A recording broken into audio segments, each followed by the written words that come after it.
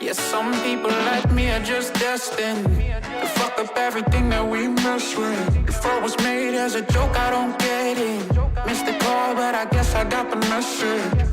Usually I fall too hard, I'm addicted to pain. And if the world's on fire, I'll be swimming in flames, yeah. Cause I'm too impatient to wait for change. I know I'm far from perfect.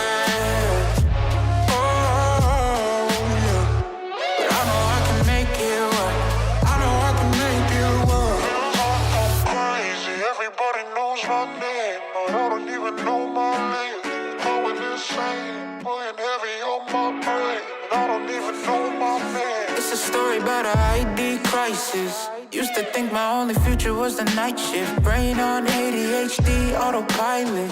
And through it all somehow I kept smiling. I can never find the right words to say. Only a handful of family ever sees my face. But I'm only human, don't we all make mistakes? I'm drowning in my head again, and my thoughts don't want me to win. They show compassion made of plastic, and I don't wanna be another tragedy, but I'd rather be dead than a skeleton dreaming about the things that he couldn't be. Cause I'm too impatient to wait for dreams.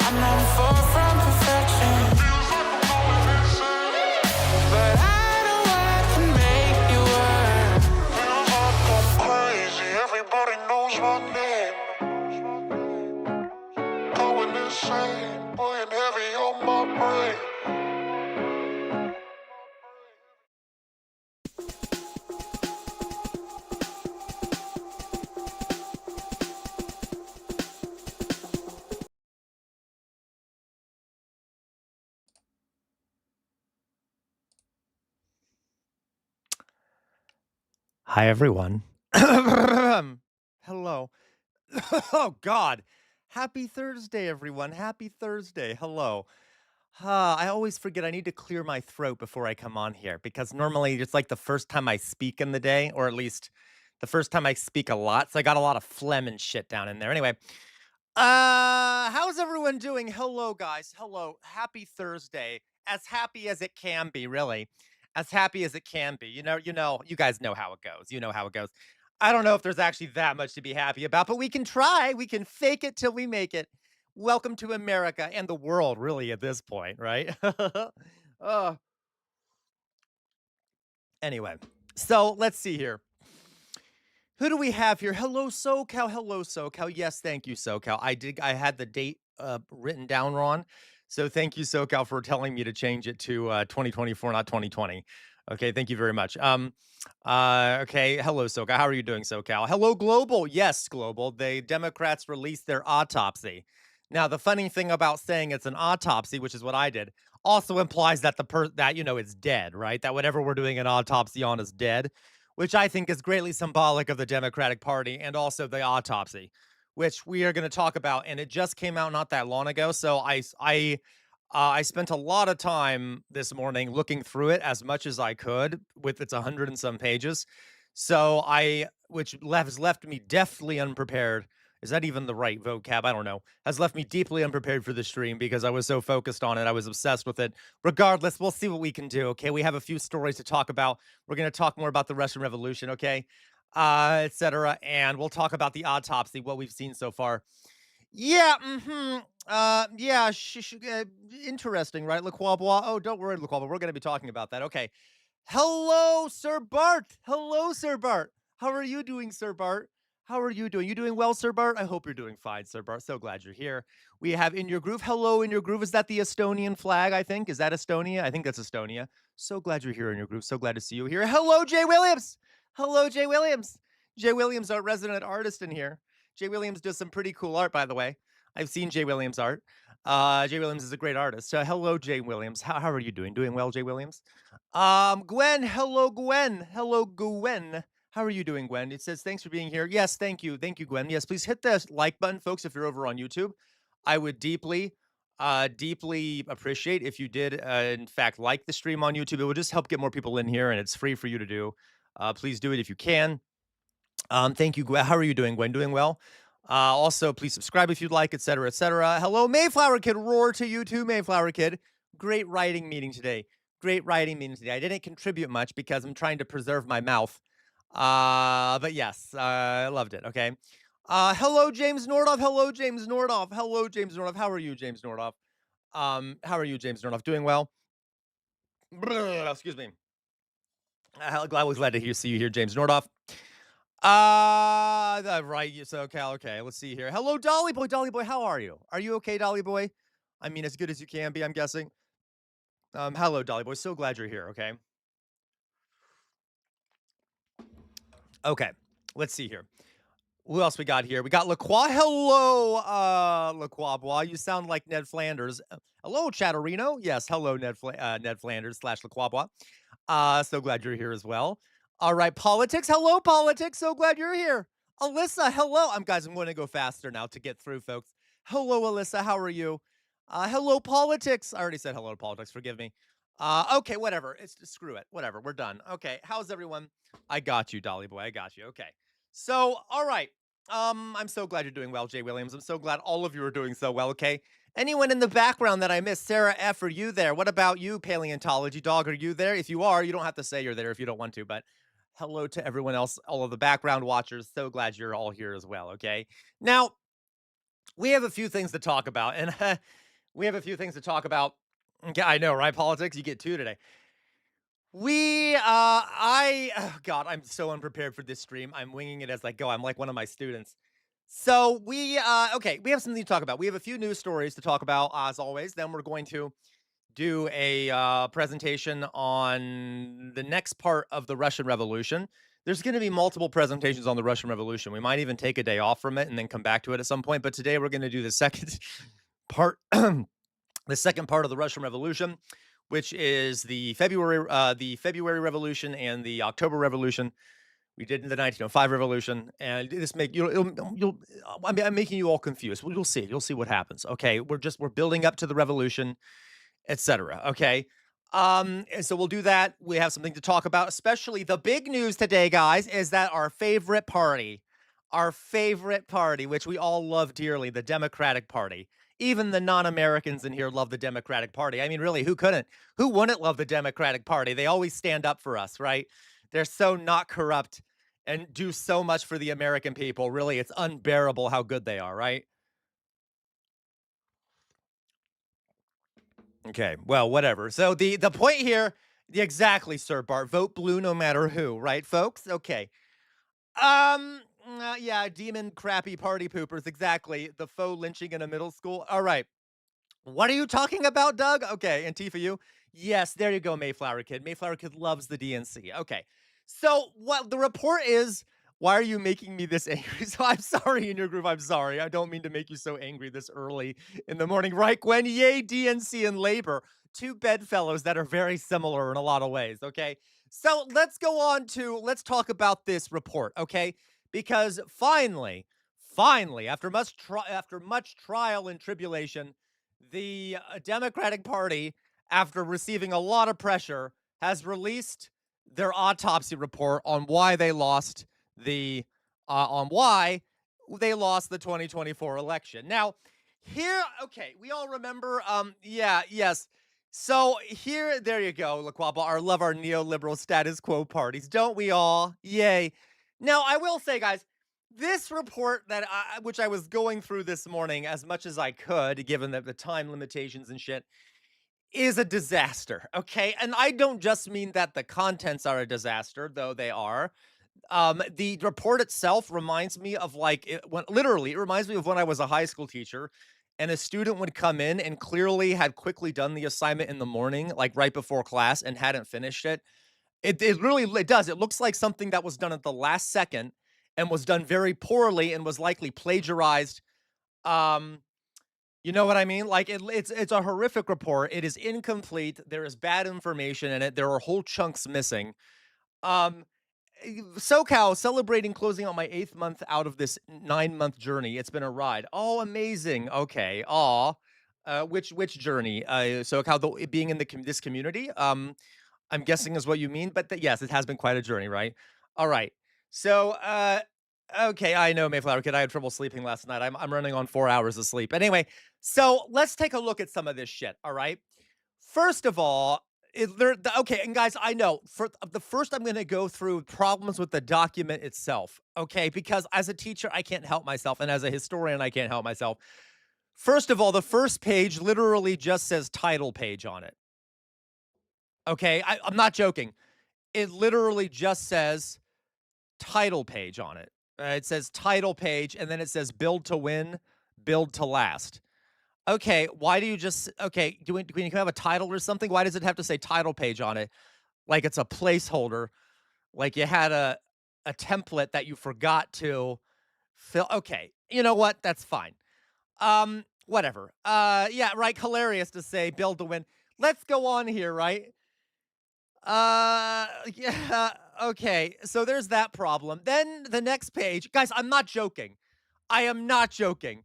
The next page says leadership message and then it's blank, which in a funny way is very symbolic of the whole Democratic Party, right? The fact that it just says leadership message and then there's nothing there might be actually maybe they did that on purpose. Maybe they did that on purpose because there is no message. Okay, what the fuck is the message? I know politics and this is not a joke, right? This is literally what the document is. Okay? So that's funny. Let's go on. Here's the table of contents, which isn't as bad, but boy, do I wish it was a little more creative. There's it says table of contents, but there's no page numbers for any of the sections. So it's like, here are the sections. Good luck to you finding them. And they're all in capital letters and they're not numbered. That's a smaller complaint. But just, whatever. I guess smartest people in the country. By the way, at the top of every single page is a disclaimer from the DNC that says this document reflects the views of the author, not the DNC. The DNC was not provided with the underlying sources, interviews, or supporting data for many of the assertions contained herein, and therefore cannot independently verify the claims presented. Now, the funny thing about this is that I think it's pretty obvious that the Democratic Party doesn't want people to take this report seriously. That being said, yeah, Gwen, it is their autopsy that they did through a third party. That being said, guys, they clearly, let me show you what, okay, it's clear that they are really trying to discredit it, even though it's bad anyway, okay? So let me show you here. So that is written on every page. Throughout the entire document are these sections. You see right here how there is this part that's highlighted, and then the DNC, after receiving the report, added this right here. So this says no source material or data provided. Unsourced claims cannot be independently verified. So they literally went through and found pieces of information that can't be verified or are not true and marked them as not true or unverified. Now, and there are a lot of these. There are a lot of these. So here's my question, right? Who the fuck paid the money for this report that is so bad that it's incomplete, that it's full of apparent misinformation that can't be verified? Yeah, apparently, Doug, apparently they paid for this shit and then didn't find it acceptable. And then look, even down here, where it says executive summary, by the way, where it says executive summary, correct politics, no placeholder. Where it says executive summary, where you're supposed to actually have a summary of what it says in it. Hello, Matt Saigai. It's blank. It's blank. And then it literally says here, well, this section was not provided by the author. Okay, fine. Now, when it comes to the content, guys, look, here's another one. Numbers appear inaccurate based off public data. Of course, a big picture of Barack Obama, very badly formatted, by the way. Yeah, Matt Saigai, Kevin Martin specifically said it was done for free, but that's not true, okay? It could not have possibly been done for free. Anyway, unless, of course, it was. It actually would make sense if it was, because this looks like shit. Maybe it was done for free. They might literally be making this shit up. So let's go on here. Again, all these little notes here that show errors. Look at this. Error, error, error. Okay, so let's go on. Now, here's the deal, okay? So when it comes to what the actual content of this thing is, all right, this is why it's even more shit than it sounds like, okay? You know what, let's do this. Let's watch before, so I don't have to just sit here summarizing it for you and to protect my mouth. Let's watch a clip here. Where did I put my YouTube account here? Of a description of it, all right? Because this just came out, and there's already been a few news channels talking about it. Oops. I spelled that wrong. Okay. So we'll watch this. Just listen to what they say about it so I don't have to talk as much, and then I'll make some comments, okay? Democrats just released a report about the 2024 election and their loss. This is that autopsy report, and it is incomplete, but it does paint a dismal picture for... Now, obviously, guys, this is MS Now or MSNBC, what it used to be MSNBC. So remember, they're going to be kind of lib about it. And so I will add the non-lib commentary. Democrats, it says the party... She said it is a little bit incomplete. It's extremely incomplete. Party is gone, but... I didn't even show you guys all the parts that are incomplete. There's one whole section that is broken up into parts. And like half of the parts in that section say pending, pending, pending, pending, as in they didn't actually finish it. Between stagnation and retrogression since Barack Obama's win in 2008. And now, so it says that the Democratic Party has lingered between stagnation and retrogression since Obama's election. Well, that's just true, obviously. That's just true. But by the way, it was happening before Obama, unfortunately. Okay, unfortunately to say, it was happening before Obama too. Obama was part of the stagnation. Okay, he really was. He was a bit more rizzy. He had more riz amongst the stagnation, but you know, he did a little bit. He was a little better than just stagnation, but like it's been going on for longer than Obama.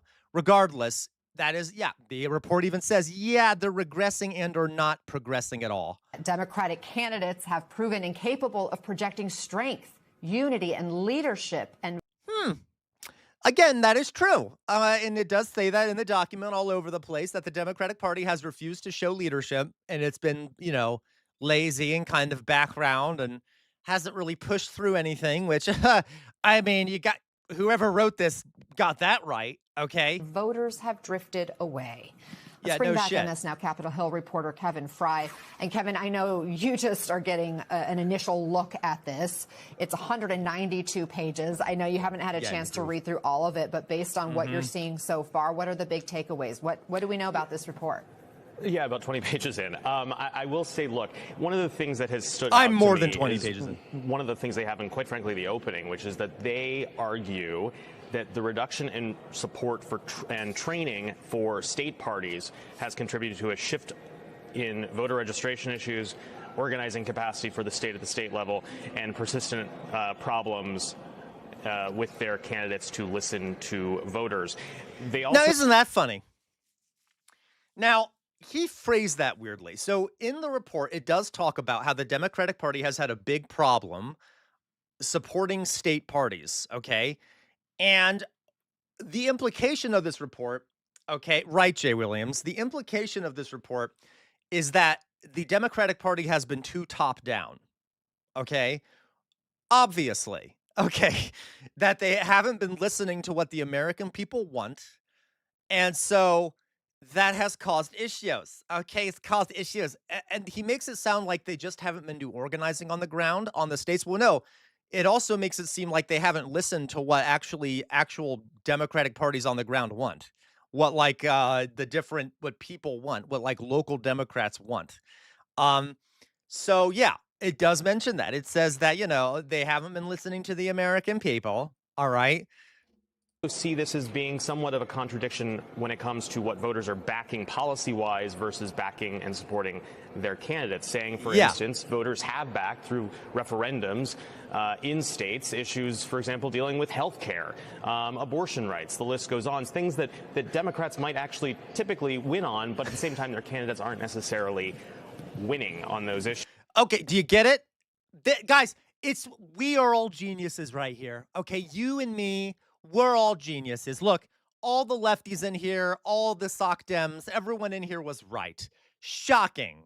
Who would have thought that the Democratic Party is not listening to the people who are in the party, and that their voters want things that the people they're voting for aren't offering? Whoa! Whoa! Mind blown. You needed a whole goddamn shitty book report looking thing for that to find out about that, okay? Thank you, politics. Okay. Jesus Christ. Okay. Yeah. By the way, doesn't he even look nervous, like talking about it? He's like, yeah, so, oh my God, I'm embarrassed to say this, but the Democratic Party hasn't really been listening to people. Ugh, I don't know if you guys know, okay. Anyway. They also say that regaining trust and confidence in the party where voters have an affirmative reason to support Democrats will take a comprehensive strategy and considerable effort over multiple. Let me frame that for you. They should run on things that people want, and they should do those things. That's what he's saying. Cycles. So this is not some sort of short-term change they're seeing here, saying that Democrats need to do it right now because the future could become even more difficult to do so. Still pouring through some of the contradictions they see between how Senate candidates did versus the presidential candidates did, where they see that Kamala Harris, for example, failed to get across the finish line compared to other candidates. So a lot more to unpack here, but those are just within the first dozen or so pages, some of the initial takeaways about the kind of structural messaging and favorability issues that the party sees with just the voting public. What's up with the timing? Why are they releasing this now? Okay, LibTake, here we go. That's a great question. One of the things that is notable about this is that the D.N.C's own chairman is basically coming out and saying that, one, that there was essentially pressure on them to go ahead with this. And if I can pull up his statement. By the way, he might be kicked out of his seat, by the way. 1 second. He said that he wanted to be honest and transparent with actionable and specific takeaways for the future of the Democratic Party. He says that when he initially received this report, it was not ready for prime time. And as you look through it, it's still not notable ready that for prime there is, time. one, no executive summary, and two, there are lots of sections where you see comments from the DNC, from Ken Martin, basically saying this data doesn't add up, this number. Yeah, and by the way, so, okay, we don't need to watch the rest of this. You got the general idea here. It is very critical of the Democrats' operation overall. And can I also point out that, you know what's funny about it is, like, they had 2 years to do this. Or what was it? They've had 2 years to do this, or at least over a year, right? Like, and it's still incomplete, and the midterms are already coming up. The incompetence of this goddamn report is insane, okay? And there are a few good things about it. So it is very true. It is very true that he does show that the Democrats haven't been listening to people. No shit. Well, it's a bit late now. You're not really doing much listening to people in the upcoming midterms, are you? Okay. So like a bit late for this now, you morons. And by the way, one of the big problems with this report is it does not recommend the policies that the Democrats should run on.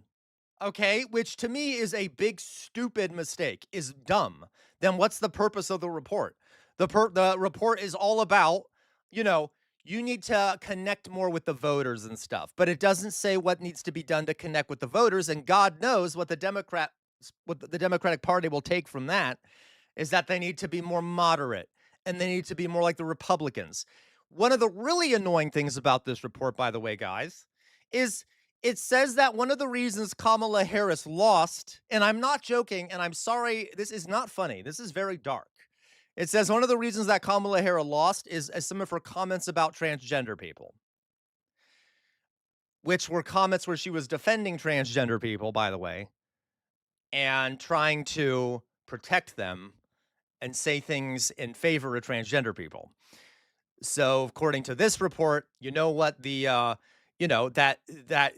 Trump was able to, the Republicans were able to take some of her comments about transgender people and weaponize that against her. Good. Good. So, like that, great. That's the right message to take away. So I guess, so lurch more to the right. B, don't talk about trans people. Great. Trans people, once again, being subject to scapegoating, now by the Democratic Party, probably. It also goes on to blame Biden and Harris for running bad campaigns, which is true. But, okay.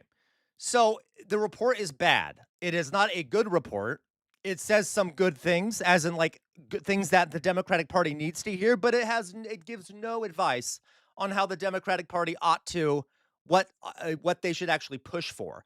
And I suspect I know why. I suspect that they know that the things that they know they don't want to list on this document, the things they know they need to push for, because that'll upset the donors, right? It does slightly mention, like, people want more healthcare reform and things like that, but it doesn't go all out to say they need to run on universal healthcare or anything like that, okay? So it is very clearly written with the donors in mind, and it's just ridiculous. Totally Fox Emblem. Totally Fox Emblem. So it is absolutely Jay Williams, because the DNC is useless. Absolutely useless. Okay, Fox Emblem polling objectively says Gaza and inflation. 100% Fox Emblem. This report is completely yeah, and that's the thing, Fox Emblem. Parts of it are not BS, but then what it doesn't say is where the BS is. Okay, and the fact that it points out specific things that are not challenging donors, right? The fact that it's saying that Kamala Harris was too nice on trans people is a really weird random thing to add in there when you don't talk about any of the other things. So, the cluster F continues. The cluster F continues. And to be honest with you guys, my conclusion from this report so far, I haven't read the whole thing, is that it's just an incompetent mess, and it's very reflective of the Democratic Party. No shit. I am also curious as to whether or not it really is incomplete, or if the DNC removed parts of it before they published it. And I know that I have no proof of that. But it's either that or they really are as horrifically incompetent as they appear, which might be true also. Okay. Yeah. Yeah, no, yeah, no, right, Laquabwa, and it might be like I'm guessing it's that they're incompetent, but they may have also removed parts. So I don't know. But okay, so there's the great report that is supposed to be saving all of us, folks. What did I just do with my face? I don't know what I just did with my face. The great report that's supposed to be saving all of us ends up being a flop in a lot of ways. Okay. So meanwhile, guys, I will continue reading it. I will continue looking at it and reading it. Let me just show you real fast, and there might be more to talk about on it, but from what I've seen and read so far, not great. So, like, oh my God, look at all these corrections on this page. Data appears to be inaccurate. Analysis not supported. Listen to this though. Some of the things they correct, I'm like, no, well, that's just true. So the recap. This one says, so this statement here says every election cycle since 2008 has reflected an increasing polarization in our national politics, with narrowing margins determining control in each successive cycle. That's just a fact. That's obvious. And yet, the Democratic Party added one of these little red things above that, and it says analysis is not supported by publicly available data. What do you mean? Yeah, we've become more polarized. What the fuck do you mean we haven't become more polarized? We've definitely become more polarized. Everyone can see it. It's very obvious. The data shows it. We've definitely become more polarized. I don't know what the so, like, okay, a lot of these corrections, I don't know if they're even true. Okay. Um, all right. Yeah, in your groove. The person who wrote that comment has their head in the sand. So obviously they're not going to learn anything from this shit. Yeah, politics. Okay. So, but to be honest, there are a lot of actual errors in it. Like in this part, they say that Joe Biden and Trump was president in 2022 when it was Joe Biden, which is just like, why did you? Okay, like lots of dumb errors. So there are dumb errors, but there's also things that are not. Okay, look at this section. Look at this section. What happened? Electoral review. So this is them actually looking in depth at why the election failed. The introduction and the national overview are still pending. They're blank. Okay, good. Good. All right. So, okay, it's just a cluster F. Do we get it? We get it. Let's move on. All right. So we will see here. We will see what else comes out of this. There will be some good reporting about this certainly coming out in the following days. And we might, guys, I suspect that if this information is not true or it's been altered, we might not. We might. So we'll have to see where the reporting goes on this. But dear God, all right, Jesus, great. God bless the Democratic Party and God bless America. Right, Sir Bart? Okay. Let's go on, shall we? Let's go on. Amen. Right. And it does also say, thank you guys. Thank you, Dolly. Thank you, Sir Bart. It does also, by the way, say that Democrats need to focus more on rural areas. They need to try and get more voters in rural areas and in the South, et cetera. Okay. Which is true. I worry, though, that the Democratic Party will take that as we need to cater to like the social conservatism and start bashing trans people and things like that to get more rural voters. We will see what they do. It won't be good, whatever it is, probably. Maureen Galinde, I have not. Who is that, TJ? Who is that? I have not heard of that. Okay. So let's go on, right? Let's go on to the next story. And by the way, the chair of the DNC, after he released this report, publicly apologized for releasing it because he's a little coward. He's like, I'm so sorry for releasing this. It's going to be a distraction. The reason he's apologizing, folks, is because it bashes Biden and Kamala Harris. He clearly just doesn't want to offend the party elites. Okay. So he's like, I'm so sorry for doing this. I'm so sorry for doing this. Okay. Anyway. Yeah, totally. Definitely going to be a hard lurch to the right. Yeah, Paul Squall, bashing trans will win them nothing in this. Our Republicans give us all that and more. Yeah, right, Paul Squall, but you know the goddamn Democrats, they think that the only way to go on the political spectrum is to the right because they can't go to the left because of their donors and the fact that they're ideologically pro-capitalist and bullshit. Okay, sure, I will. I shall gladly, TJ, gladly, okay? I'll put it in now here so I don't forget. What is it here? Maureen Galindo. Oh. Oh, yes. You know what? I totally forgot about this, but I did read about this. TJ. You know what? We'll talk about it in a second. Thank you for reminding me about. I can't believe I forgot about this. I must have been very tired. Okay. Cole, it says Democrats scramble to contain their Marine Galindo problem. Right, that's lovely pro-Israel framing. Okay. So this is what happened, okay? This based lady, okay, she said House Democrats are in a mad dash to isolate Texas Democratic congressional candidate Maureen Galindo, who said she wants to turn an ICE facility into a prison for American Zionists. And that's not all she said, by the way, as I recall. Let's see if they mention it here.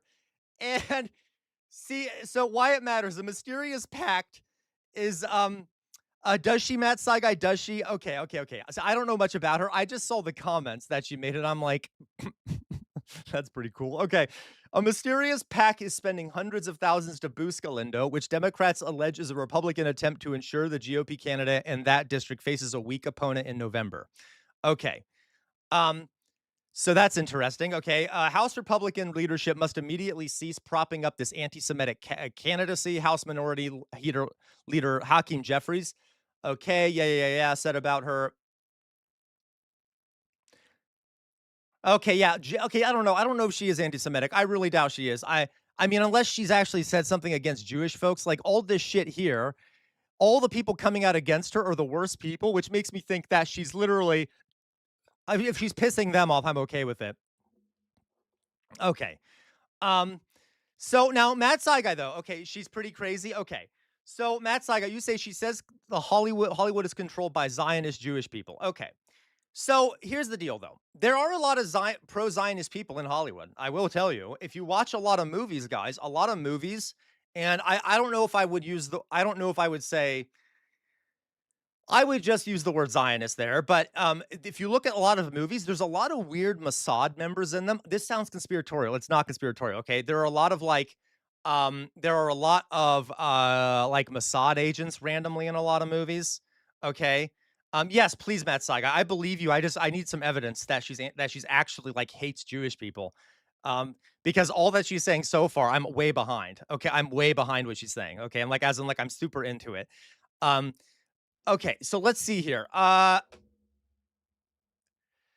If for some reason Maureen Galindo wins, as soon as she is sworn in, we will force a vote to expel her. Okay.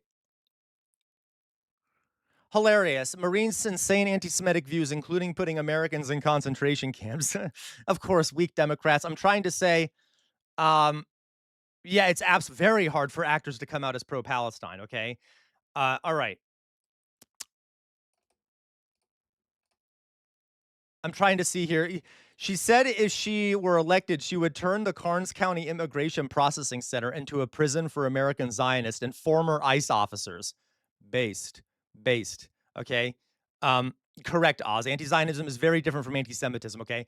So, by the way, I love this. She also said all American candidates and elected officials who have ever taken Israeli money should be tried for treason.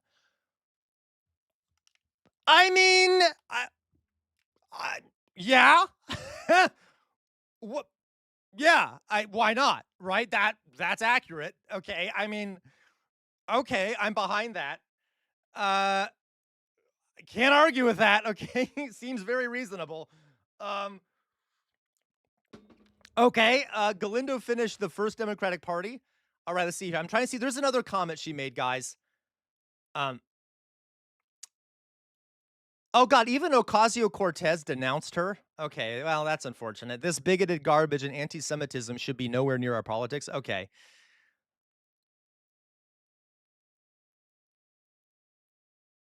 Wait a minute. Whoa. Okay. Oh, my God, you got to be kidding me. Wait a minute. Okay, I'm sorry. Guys. Wait a minute. Okay, I'm sorry. Listen to this. This is the Axios, which is a liberal organization. Listen to, okay, oh my God, this shows you guys how shitty our media is, okay? Um, Listen to what Axios says. Track APAC. Oh, wait, no, Track APAC, not APAC. God damn it, I was wrong. I thought it said APAC is a left-wing organization that supports anti-Zionist candidates. Okay, never mind. So anyway, never mind. It was wrong. So, okay. So yeah, she made one more comment. Okay, guys, I'll look more into her.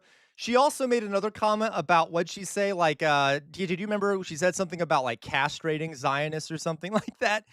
She said something else pretty inflammatory. I like a lot of her statements though, but I'm a very angry person at Zionists, which I think I deserve to be.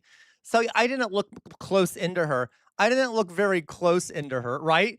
I didn't look very close into some of the other things she said. So like before I make definitive statements, I'm going to do more research on her, but I do love a lot of what she says and I love the ire she's getting, okay? I love the ire.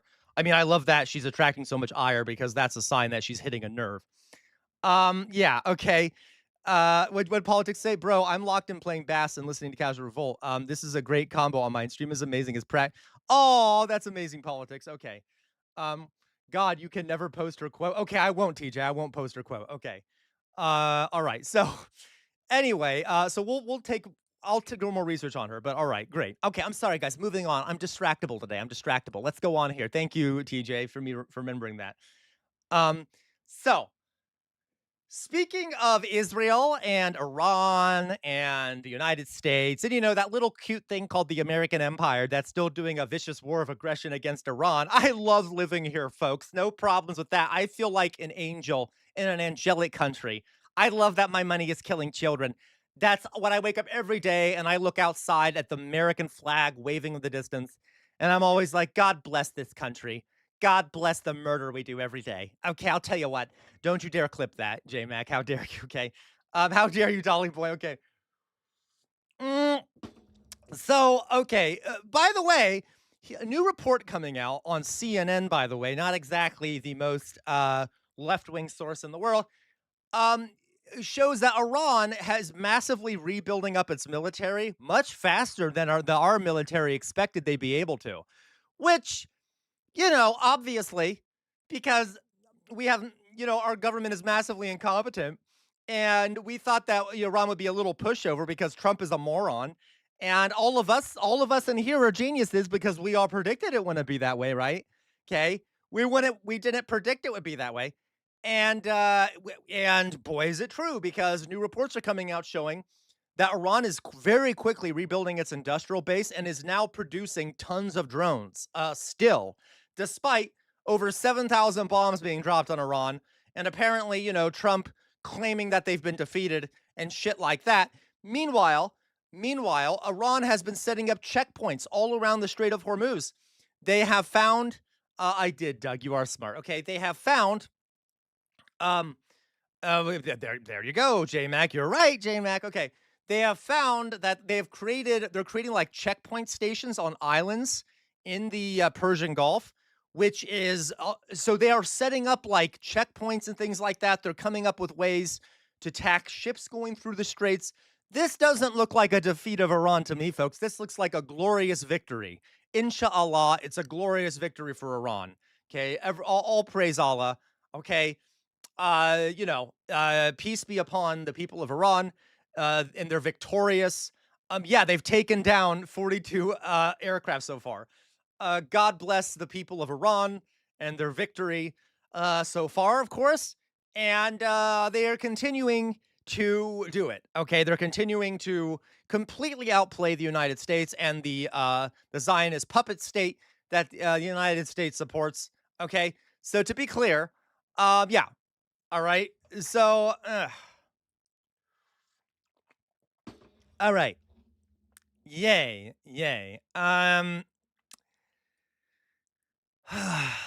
So those are the reports. Okay, so Iran is not down and out. And obviously, Trump has been lying this whole time. All right. So now, four sources told CNN that the U.S. intelligence indicates that Iran's military is reconstructing much faster than initially anticipated. So To be clear, guys, I've said this before. What is friction? Someone tell me in the chat. I've talked about this before, so let me do my little teachery thing here. When it comes to war, what is friction? What is friction in war? I think I've told this to you guys before. I'll give like a minute or so, maybe less than a minute, to see if anyone can remind me in chat what I told you about friction. And I even said at the beginning of this war, we have to be aware of friction, okay? And the fog of war also. It's war that needs more WD-40. Hilarious, Paul Squall. Okay. Okay. What do we think? What is friction? Do we remember? If we don't, I'll just tell you all. Okay. I don't want to waste too much time. So, guys, in a war, friction is the idea, and it sounds really obvious, but oftentimes when militaries get into a planning mode, they forget about friction. Friction is the idea that when you're planning, always remember that your enemy is also planning. Okay. Exactly, in your groove. The opposition also has a say in the outcome.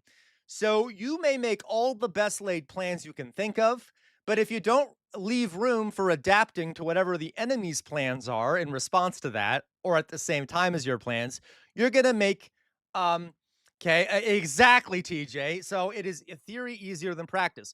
You're going to make some big fucking mistakes, because you're not going to consider how your plans are going to be run up to friction against the enemy's plans. Okay, so at the beginning of this war, did I not say that the American government is going to run into some major friction because they have imperial hubris. America thinks that it's this amazing empire that no one can defeat. That Iran's an easy target that will be easily defeated and crushed pretty quickly. And which implies that the Trump administration is not considering the fact that Iran has also made plans and is prepared and will be resisting whatever the United States does. And boy, is that true. Boy, are we seeing the issues with friction here. Okay, because Iran is very quickly rebuilding, which the United States did not anticipate. And we thought that we could just bomb the shit out of them and suddenly they would do our will. They're not. Inshallah, they're not. Okay. And they won't. So, yeah. Okay. So the friction is killing us. And thank God for it. Okay. Thank God that the American empire is failing because of our failure with friction. Okay. So, anyway, yay. LaQuable, I've been getting ads lately from APEC that are saying Iran can't have nuclear weapons. Of course, of course. Oh, that's so stupid, LaQuable. I'm so sorry. Yeah, okay, right, TJ, okay. JMac, isn't it funny what happens when we try to bully someone that fights back, right? No, but seriously, JMac, right? I love how you frame that because, when the bully gets pushed back, it starts to they start to struggle, right? And there we go. Okay, so, all right. All right, so stupid. Okay, so there you go. Iranians, the Iranian regime is fighting very hard to rebuild itself, and it's working. Okay. Meanwhile, the Trump administration, by the way, there was a new peace offered by the United States to Iran, and apparently it is making concessions to Iran. So appears that the longer the war goes, the more the United States is willing to give to Iran, which is a sign of desperation on whose side of the war? On whose side? That would be the United States side. We are desperate because we're losing, and we're starting to give ground, which is a very bad sign for the American empire. And I'm all for it. I'm all for it, okay? All right, there we go, okay? We good with that? We good with that? So that's some good news, I guess you could say. Now, I will say, I feel like maybe I'm being too lib by saying this. I'm just saying, I'm feeling I've been a bit flippant today with, celebrating these things. But, I don't care. I'm okay with it. I'm fine with it. I'm okay with celebrating being anti-Zionist. And I'm okay with celebrating Iran's victory and things like that because anyway. I'm on history's right side, just to be clear here. So anyone out there who's watching who wants to send me an angry email, do your worst. I love it. Please, please. I get off on it, really. Okay, anyway. So LaQuapois, there's ships getting moved to the Caribbean. Yes, by the way, to be clear, we're not even on the main topic yet, politics. To be clear, guys, yeah. By the way, I forgot to talk about this, LaQuapois. I am so bad today. Okay, I'm so bad today, guys. The Trump administration is indicting Raul Castro in Cuba with crimes Thus, which is very similar to what we did to Maduro in Venezuela, it's very likely that we're going to go to war with Cuba next. Okay. And we're going to do an overthrow of the Cuban regime. And there appear to be military forces moving over to Cuba or moving over to the Caribbean, which is a bad sign. So we're probably going to do another war of aggression here soon. God bless the angelic United States. Never did anything wrong. Of course, Paul Squaw. And then Trump was going to declare, Bay of Pigs too. Paul Squaw, the U.S. is going to smash and grab a 100-year-old man. Yeah, and then we'll declare massive victory like we're heroic. So what is wrong with your country? You know, Jonas, if I knew, I mean, I do know, okay? It's an evil empire. It is acting like empires throughout history have acted. It is just a monster state run by the capitalist interests. And yeah, there's tons of other issues here, okay? Our country is a mad country, Jonas. I know I've said before, guys, that the Israeli state is a lunatic country, because it is. But we should also be aware that the American state is a lunatic country also. Okay, we do know that, right? America's also a lunatic country. And even if most Americans, if you look at like polls, okay, I would say arguably the Israeli state is more of a lunatic country if you look at the beliefs of people on the ground. Most Americans don't agree with a lot of the lunacy that our government does, but definitely our government is a lunatic country. And I'm just talking about polls, okay? And the people of the United States need to do more, obviously, to end that lunacy. Okay, no, you're absolutely right, TJ. They're both evil. Okay, they're both evil. So don't get me wrong. Okay, they're both very evil. I'm just saying like where the evil is located. Although, I mean, there's a lot of Americans who are also pretty evil in how they view the world. Right, Thelonious Dunk, don't we love it? So these two lunatic countries, are running the world, and you know that's good. Yay for us. No problems here, right? Oh my God, I need alcohol. I wish I had put something to drink in this. Oh, for sure, Oz. Oh, for sure. Okay. Whatever. Okay, monsters countries. Anyway, so there we go. Okay, and meanwhile, we have the Democratic Party releasing a report that has many pages missing or empty. Yay! Okay. All right. So let's see here. Matt Saigai, would you just put here? Would you just send me here? I'll take a look here. Yeah, of course, Jonas. Jonas, come on, Jonas. It wouldn't be the United States if we weren't always at war. Of course, when we're not at war, it's just gearing up for another war, right? Like, come on, obviously, Jonas. I mean, that's like a foundational American value. Always be doing conquest and violence. Okay. What is this? What is this, Matt Saigai? Like, oh my God, Matt Saigai, would you please? All right. That San Antonio is a indigenous city, as in it was colonized, and then all of the indigenous people were put onto missions to work as slaves, and then when the missions closed down, all of the indigenous people moved around the missions, and so it's estimated that part of my district, the south side of San Antonio, has about 10,000 indigenous people who are direct descendants. So that's the city that I'm fighting for.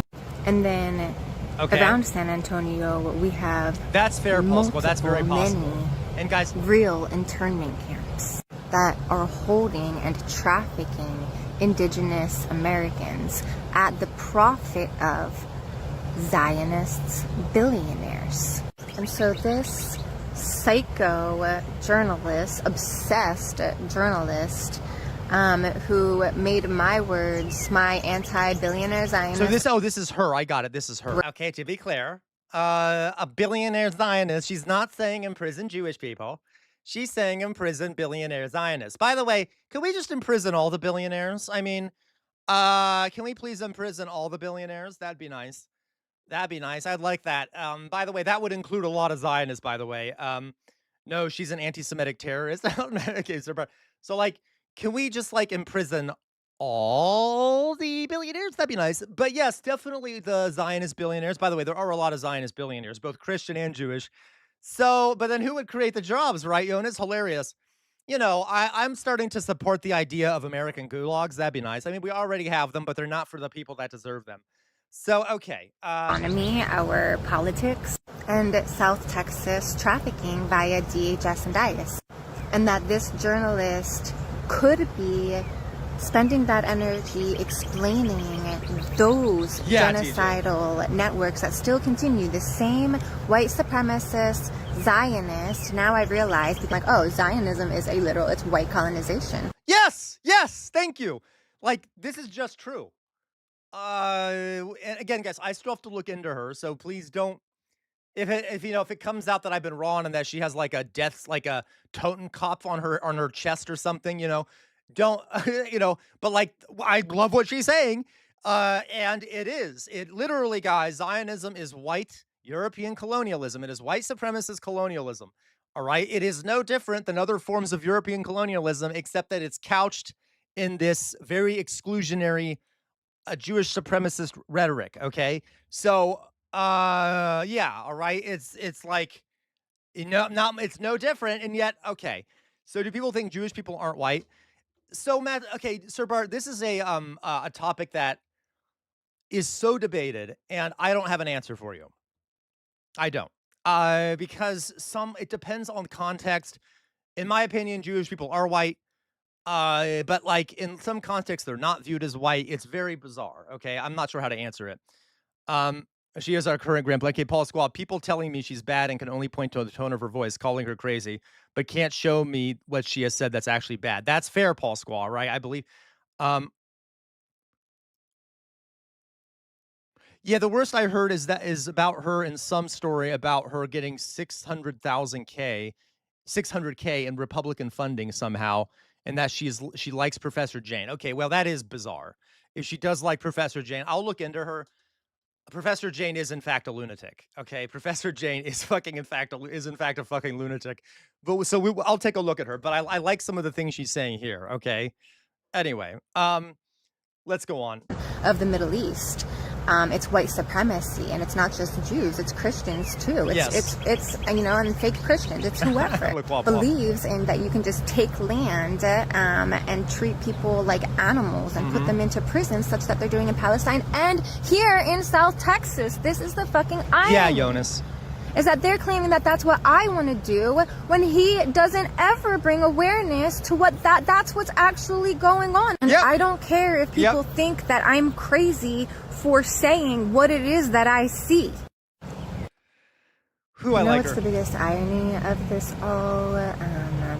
That San Antonio. Okay, I love that. All right, she's right. Everyone going after her, they better be going just as much after the giant concentration camp that is Gaza, right? They better be going after the Zionist state that is imprisoning and slaughtering people in Gaza.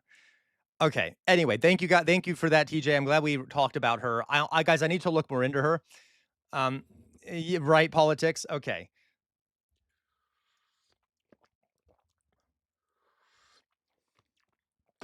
All right. So let's go on, guys. So those are our stories for today. The main ones I wanted to read about. There was one more I wanted to look at. Let me see if I can find it here.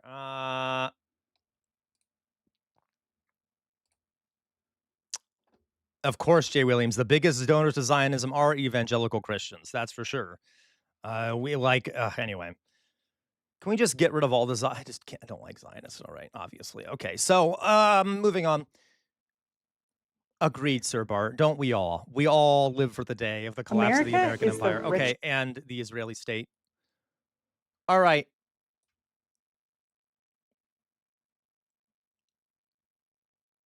Let's see here. There was something I wanted to show you guys. Can I even find it? Am I blind now? Where did this thing go? It's okay. There was one other thing I thought I wanted to talk about. You know what? I don't really want to talk about it. So you guys heard about the news about Donald Trump and like the IRS. Honestly, can I, let's have a sit down moment, guys. Let's have a sit down moment. I have to have a little chat with you. Let me have a sit down. I'm going to be standing, so I'm not really sitting down, but it's a symbolic sit down moment. I'm going to get real close to the camera for this so we can be more intimate. Okay. I got to tell you guys. Okay. I got to tell you. I am just like not that interested anymore about Trump news, like all the corruption and shit. Like the idea, oh, is that so, J-Mac? Okay, fair. I will take a look at her, guys. I will take a closer look at her. if she actually has said anti-Semitic stuff, well, I'll take a look at her. Okay, like I said, I don't know much about her apart from a few comments I've seen. All right, but thank you, JMac. Okay, so I am very tired of like the media's hyperfixation on all of Trump's corruption and stuff because at this point, why are we shocked, right? So yeah, Trump recently, basically, he made an agreement with a court, basically, that is allowing him to never be audited by the IRS ever again. Okay. And he's creating a slush fund of a few $billions or whatever to defend people who the Biden Justice Department went after and all this other corruption and shit. Like, if she has said, yeah, exactly. So like, and like it's the same old, and like I keep turning on the media and turning on and looking at the news and like the New York Times, and I see these articles, and I'm like, I guess I should talk about this on stream, but what are we learning from this? Literally, I don't know what we're learning from it. We know this, right? Like Trump is looting the country, looting it for himself. Yep. Oh yeah, Jonas, the first time ever Donald Trump has gotten the IRS to never, by the way, ever audit him again or any of his children because he sued his own administration. He sued his own administration and then got this agreement whereby they would never audit him again. So, okay, yeah. So forgive me if I'm not talking about some of the big Trump news. I'm just sick of it. It's like it's nothing new, and it's not going to change anything for us to be reminded about how corrupt he is. Now, I know, guys, our country is a joke, so you should obviously expect that this is what happened. By the way, he also is creating a $1.7 billion slush fund from taxpayer money that'll be used to help get drop charges on people that were accused unfairly under the Biden administration, as in political allies of his. It's all very authoritarian. You know how it is. That's right, 1.776 billion. Very, a very patriotic number there because we live in a goddamn clown show, including paying the insurrectionists and shit. Like, okay, this is not okay. I know it's like, why do I not care? I just don't care. You know why? Because like this is obvious. Like this is what he does. And I don't want to waste you guys can go read about it if you want to. It's the same old shit. Okay, it's the same old shit, different day. And like honestly, yeah, Tater, it's like we're all trauma bonded at this point. It's it's very good to be the king. And like, okay, you don't care because we're in hell. Yeah, and I'm sorry, but like after enough time of this happening, it's kind of like, why are we flipping out about it anymore? No one's doing anything about it. So like, what's the point? Okay. Like if no one's going to do anything about it, are we just going to keep complaining? Clearly there's almost like a tacit agreement that it's okay, I guess, because no one is doing anything about it. So, all right, I guess if that's the way we're going to approach it, I'd rather focus on how the American people are suffering, how the average American person is suffering, and how the American empire is destroying the planet because, the mainstream media can continue to fret about Trump, who is a monster, who is a fascist. You see what I mean? Correct, politics. Oh, yeah, yeah, there you go, politics. Okay, so like, you see what I mean? By the way, that doesn't mean I won't talk about Trump when he does things that are super authoritarian, but like, I'm just sick of the financial crime shit because obviously, and he's never going to be held accountable. Do we get that? Do you get my point? Yeah. So in your groove, I think there is a lawsuit around this per the 14th Amendment. Insurrectionists can't get cash like this. Yeah, it looks very unlikely that it'll be overturned, unfortunately, in your groove. But yes, okay. Okay. Hello, elevator lady. How are you doing, elevator lady? How are you doing? So so just to be clear, I might not always talk. I will mention some of the Trump stuff, but go look elsewhere if you want details about what's happening. Okay. If you want to raise your blood pressure and go read it, go ahead.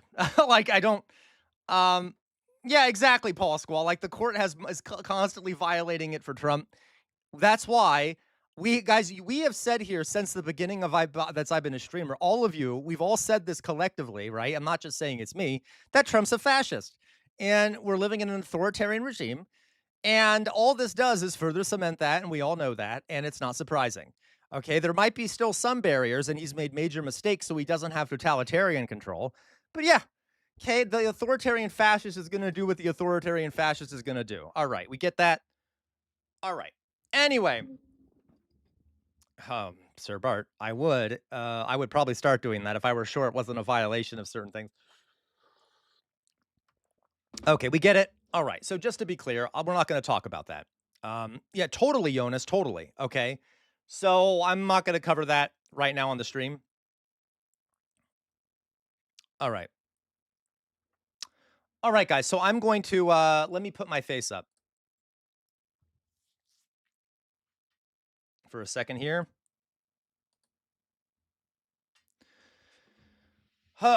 Okay. So just warning you there that so my whole point there, guys, is that my flaw as a streamer is that I'm literally a lot of the Trump stuff anymore. I'm just like, I can't. It's just like, okay, well, what, no one's doing anything, so it doesn't really matter. Okay. Thank you, TJ. Sure. I'll take a look at her later. So, all right, guys, let me just quickly chat with you guys. So yesterday we talked about, the first part of the Russian Revolution. Are there any other news items you guys want me to talk about? I couldn't find many that I thought were particularly interesting to cover right now. And I'm talking too much and my mouth is starting to hurt. So let's move on to the next part. Okay. So yesterday we talked about the first Russian Revolution. Okay, the 1905 Russian Revolution. Let's go on to our educational segment, by the way, which was the 1905 Revolution. And this was a time in Russian history where, do we remember list them in the chat? What are some of the things that were going wrong in Russia that sort of sparked this, the 1905 revolution? What are some of the things that were wrong in Russia that sparked the revolution, the first, doing my teacher bit here, the 1905 revolution, okay, that we talked about yesterday. Okay, that we watched a video about. Remember? What were some of the complaints of people of the Russia?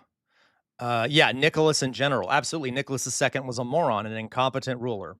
All right. And made some really big mistakes. What else? What are some of the things that Nicholas did wrong? I should say. How about that? Okay. Do we remember any of them, guys? Or are most people just watching? It's okay if you're just listening. I'll just tell you some of them. Okay. So remember that there were the serfs went to war with Japan, right? They was defeated after going to war with Japan, which should have been an easy victory. Okay. There were also 85% of the population were poor peasants who didn't have any kind of who didn't own their own land and were essentially still serfs, even though they had been freed. Okay, and there were lots of starvation and suffering going on there. He listened to his advisors and the elite over what the people wanted. Okay, the autocracy in general, okay, was pretty brutal. The fact that Russia was so very behind the rest of Europe developmentally. The czars were extremely brutal to their own populations. They had a secret police called the Okhrana, who were constantly suppressing anyone who disagreed with the czars. There was like very backwards country in a lot of ways. Yeah, a lot of people died at his coronation, right?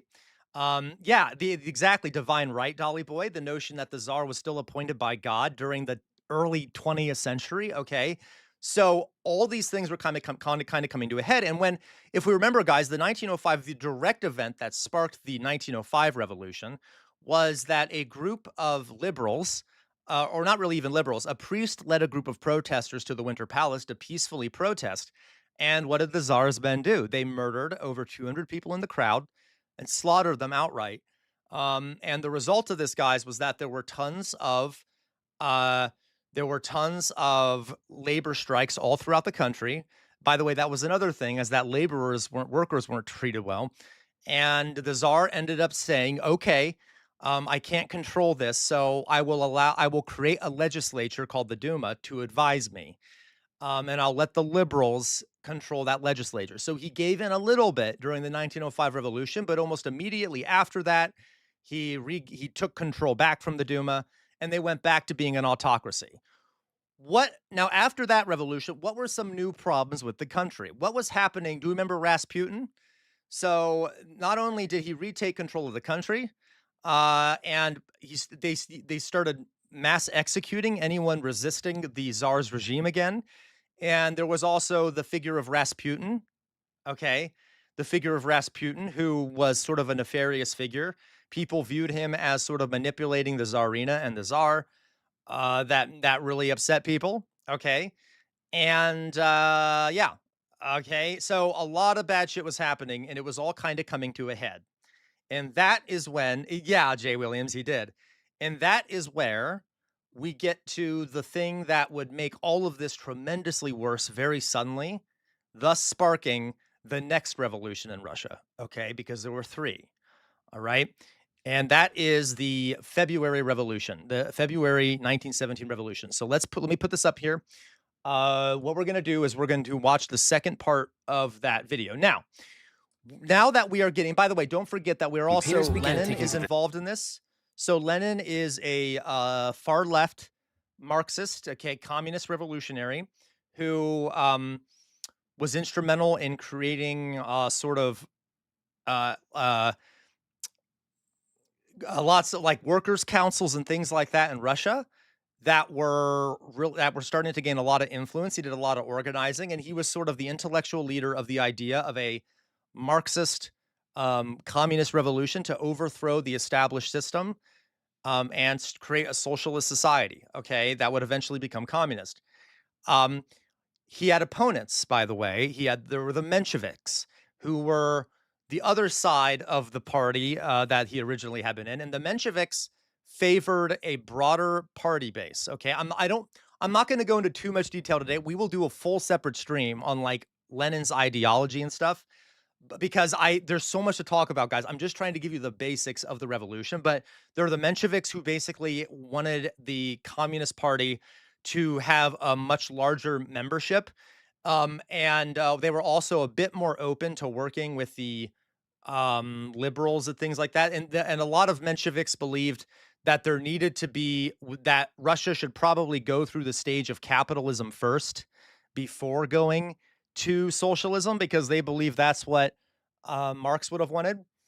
And then the Bolsheviks under Lenin believed that they should just have a cadre of basically professional revolutionaries to lead the revolution, and then everyone else could kind of just follow along with those revolutionaries. And he was more into the idea. He basically said, no, we can't have a capitalist phase. We can go straight to socialism. Now, he did believe in a transitional period. He thought that there would need to be a sort of socialist transitional period that would end with communism eventually, but he didn't think that they should have to go through capitalism. Okay, so that brings us to what happens. Okay, that brings us to what happens, and that is the First World War, which really sent society into a downward spiral and enabled a revolution. Okay, so let me put this up here. Let me put my face up here. And I want to be clear, guys, I have not seen this whole video. I got to tell you, though, every time I find a video on the internet about the Russian Revolution, whenever they start talking heavily about the communist takeover of the government, they have a not very nuanced perspective on it. Let's put it that way, okay? To be clear, okay? So, like, I don't know. Normally, this is a really good channel, oversimplified, but if we get to the part where they talk about the Russian Revolution and it starts becoming a bashing fest and there's no nuance, which it's very hard to find videos that don't do that on the Russian Revolution. I will add context, okay? But don't get mad at the video necessarily, okay? I will try to add context. So we can watch here, and so we'll hopefully hear about it, and I will try to add more context, okay? So here we go. While Nicholas... Oh, okay, gosh, I should stop talking. But while we're watching this, by the way, guys, try to... Drusilla, let him be. He needs to rest his mouth. How dare you, Drusilla? Okay. While we're watching this, try to think about how we can apply the lessons of this revolution to any future revolution that may take place. And I'm going to give some more context about this later. But remember how I'm always saying, like, historically, revolutions happen after big tragedies or after people are really, really suffering. Okay, like you need a lot of suffering for a revolution to take place. Unfortunately, okay. Hey, listen, guys. I am not. Yeah, I'm talking I'm talking about, of course, in Minecraft here. Any theoretical future revolution in Minecraft. Okay. So anyway, what was I going to say here? Just be aware that throughout history, a lot of suffering has been required for a massive and successful revolution, and I don't think we're there yet in the United States, which is why I often say that I'm worried that we're going to have to hit rock bottom in the United States before people are motivated to revolt. Okay, I mean in Minecraft, of course. So that was the case in France. Think about how bad things were during this war in Russia that caused people to finally have a revolution. It takes a lot. Okay. Dude. Now, I've said this, guys. So again, after Tsar Nicholas went off to lead the troops, even though he had almost no experience leading the troops, it was a moronic decision on his part. But guys, I want to ask you, from based off what I said yesterday and based off how the war was going, why, based off the role of a king or a czar in society, why might have Nicholas wanted to be the one that went and was in charge of the troops? Remember what I said about one of the main roles of a king or a czar in the Middle Ages and up in Russia at this point. Uh, for the glory, yes, for the glory, exactly, for the glory and for the morale, okay? Exactly, Tsar Nicholas the Great, the Conqueror. Because guys, the main job of a czar was waging war, and he was very unpopular. So he had been raised in a way where he was taught that, you need to be glorious and be in battle. That's how you gain glory and regain your position and affirm that you have a divine right to rule. So I know I'm making fun of him for kind of doing that, but honestly, that is a structural problem. An autocracy with a monarch, that is sort of a structural thing. It's kind of like required for that to work. You need to constantly show off and shit like that. So while it was stupid, it's also like, well, that's what happens if you have a czar, okay? You see what I mean? Okay, so, okay, anyway. So he left Rasputin and his wife in charge, and the nobles didn't like this because they thought by the way, can I point out that a lot of this is misogyny? Okay, and this is why I'm not a big fan of the notion that Rasputin and the Tsarina were to blame for all this shit, because it's the implication of all these attacks was that Rasputin must have been in charge because it was a woman who because he was advising a woman, so the woman wasn't making the decisions clearly. It was clearly Rasputin who must have been influencing her because she's a weak woman and therefore she can't make decisions on her own. Do you see what I mean? So there is an element of misogyny to this, and I will point out that there were accusations that the Tsarina was sleeping with him, which is not true. There is zero historical evidence of this. There's actually historical evidence that's the opposite of this, okay? So this is very classic in history, where if there's a female ruler, you blame the female ruler, or you assume that she can't be making these decisions, so you excuse her for them, or you claim her of being disloyal to her husband. So this is why I'm not a fan of a lot of the narratives around Rasputin. Okay, so now they're telling you how the nobles tried to assassinate Rasputin, okay? He just ate so much poison. How is he still alive? It must be the magic. Go with plan B. Lacroix, it is not so funny. Yes, real fast. Lacroix says, have you seen Rasputin's alleged preserved giant member? Yes, Lacroix. Do you know what it actually is, though, Lacroix? We know what that preserved member is. So, guys, there was an idea that Rasputin had a giant penis. I'm just going to say it openly on stream because that's a biological word there. There was a myth at the time that Rasputin had a massive donkey don, okay? Like a massive donkey don. What's another word for it, okay?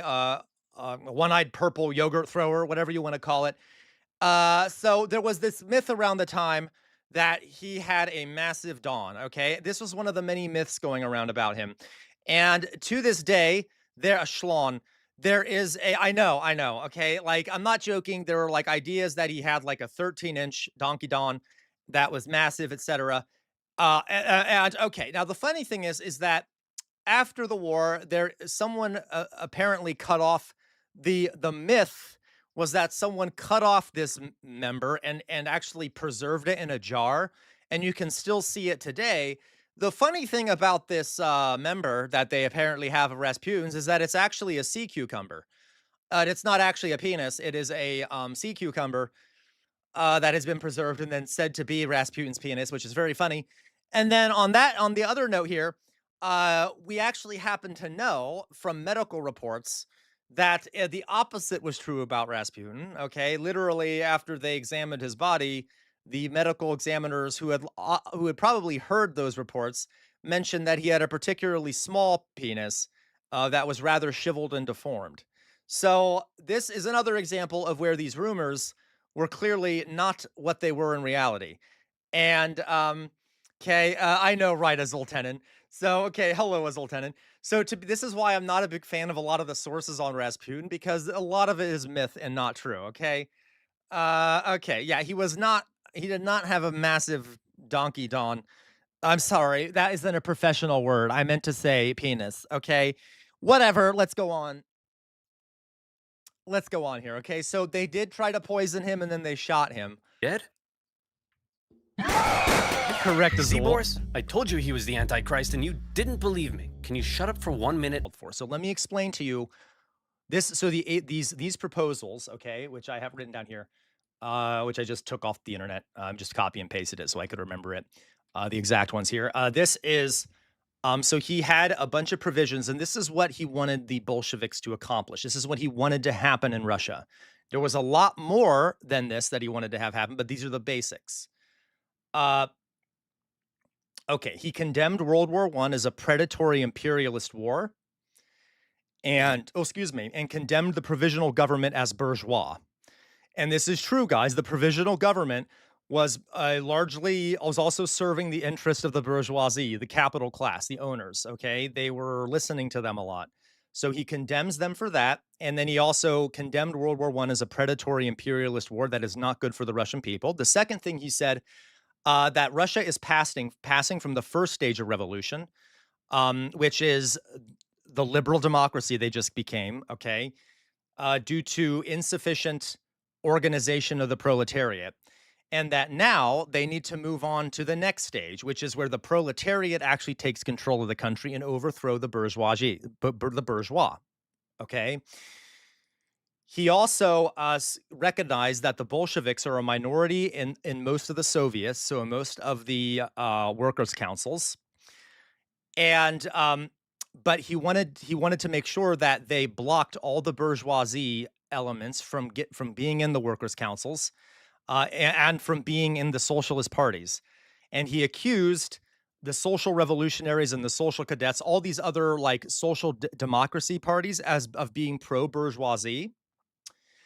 He then called for a parliamentary republic not to be established.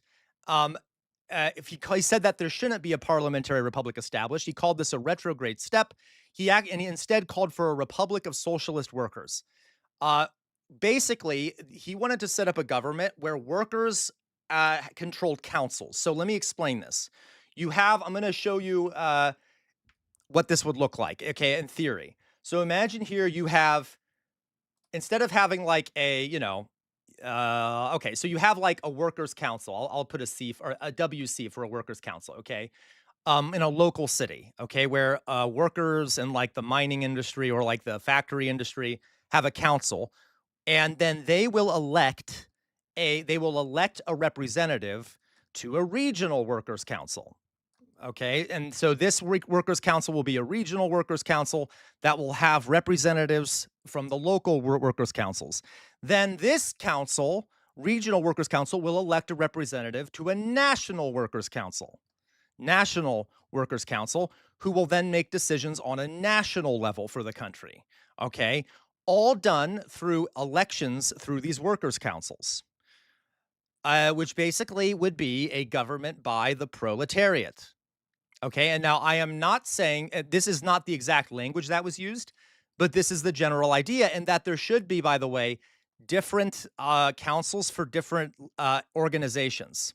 Okay, no, Dolly Boy, and you'll see why. Okay, so it did not end up working exactly this way, but this is a pretty cool setup, right? Imagine if you had a bunch of employee-owned or worker-controlled enterprises, and they literally voted for people. By the way, these individual enterprises would send people to the local workers' councils. They literally, through democratic elections, would elect people to higher and higher stations until you have a national government run by the representatives of various workers' councils. Okay? So it is an interesting form of democracy. All right. It is a democratic system. In theory, this is democratic. You have elections and shit. Now, it is not allowing exactly. It is not allowing exactly, Le Quabois. It is not allowing for non-workers groups like you, because the whole idea here is you're supposed to eliminate classes. So ain't no capitalist involved in this. This is what was meant, guys, by the phrase dictatorship of the proletariat. It does not mean an actual dictatorship. It means that the proletariat, so the working class, acts as a dictator for the country. Does that make sense? So, like, the proletariat democratically does elections, and as a class, are dictators over the country. So, a lot of people, when Marx says dictatorship of the proletariat, they think he's calling for like an actual autocratic dictatorship of like one ruler. No, no, no, no, no. He means like that the working class should control things. Okay. Does that make sense? So that is what he's calling for in this next part that I'm reading to you. Did it end up going that way in the long term? No, and I'll explain why. But that is a pretty cool setup. You got to admit, right? Like that's kind of cool. So he goes on to say this. All right. Calls for he doesn't want a parliamentary republic, but he calls for a republic of socialists. I'm sorry, of Soviets, which is a council of workers, agricultural laborers, and peasants deputies throughout the country from the top to the bottom, which is what I just described. Okay, right, Sir Bart? Isn't this amazing? Like, this is like makes my heart well up with joy. I know that's a weird thing to say. It's true. This is like a really cool system. How insanely modern and shit. Okay. Going on here, he goes on to say he called for the abolition of the police, the army, and the bureaucracy, and for the salaries of all officials, all of whom are elective and displaceable at any time, not to exceed the average wage of a competent worker. I'll say that again. The abolishment of the police, the army, and the bureaucracy, okay, and for the salaries of all officials to not be higher than any worker. I mean, okay, that's pretty cool.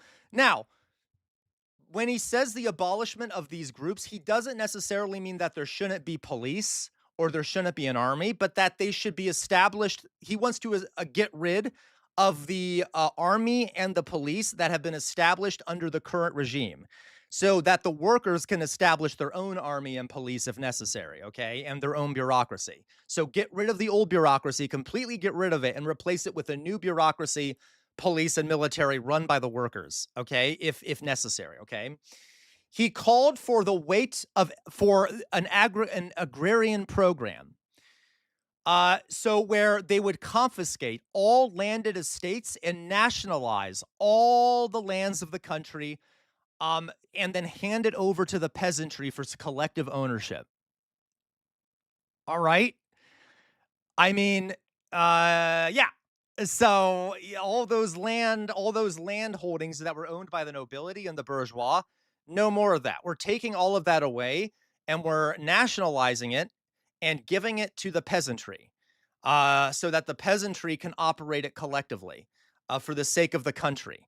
Okay. And for themselves. Okay. And so it would be nationalized. All the lands, for the farm stuff would be nationalized and owned by the country, and run for the benefit of all people. Okay. Okay, Lenin. Right? Okay. He stated that it is not our immediate task to introduce socialism, but only to bring social production and the distribution of products at once under the control of the Soviet of Workers' Deputies. So he is not saying that he's expecting this to work immediately. Okay, he's not saying that we're going to have overnight a complete change in how people do things, how they work together and stuff like that, because that takes time. His initial goal is just to at least create the power structure whereby these changes can over time take place. And this makes sense, guys. The material conditions of a society create the structure and the superstructure, right? So if you change the material conditions over time, a new culture will form that'll be better. will be more democratic, will be more worker focused, will be more not bourgeois focused. So he's not claiming that this is going to happen immediately and that it's going to take time. Okay. All right. He went on to say he wanted to change a lot of the party platform, where he wanted to get rid of any reference to, he wanted to basically fight back against the liberals and the bourgeoisie. And he also changed the name of the party to the Communist Party instead of the Bolsheviks, okay? In order to separate the Communist Party from social democratic parties. Because guys, in Europe and in Russia, the Social Democrats had been pro-war. In Germany, there had been a massive betrayal of the left, where the Social Democrats had actually sided with the Kaiser in the war. And this really upset him. So he's like, no more of that. We're going to call ourselves the Communists to separate ourselves from the Social Democrats who are still liberal in a lot of ways and are pro-war. Okay. Yeah, they killed our Rosa. Correct. Okay. They absolutely did. The Social Democrats did. So in order to really separate and be like, we're not actually Social Democrats because we view them as traitors, we're the communists now. He then called for a new revolutionary international, which would basically an international alliance of communists to work for the global liberation of the working class.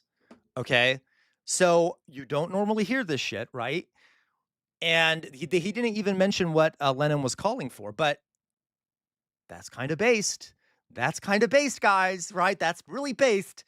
So let's see what else he has to say here. That's what he said in that manifesto, which he didn't tell us what he said. So I'm going to go back and go back here. So you remember what we're talking about. Why does he have to be so mean? In case you couldn't tell, Lenin wasn't a fan of everything that had been happening. In his April theses, he called the provisional government and the Soviets a bunch of big bourgeois bozos. And he kind of had a point. To appease them. Notice that he is also listening to the bourgeois, okay, the owner of the businesses. Kerensky decided to promote a military legend to supreme commander of the armed forces. Someone who hated the revolution, loved the death penalty, and was devoutly anti-socialist. General Kornilov.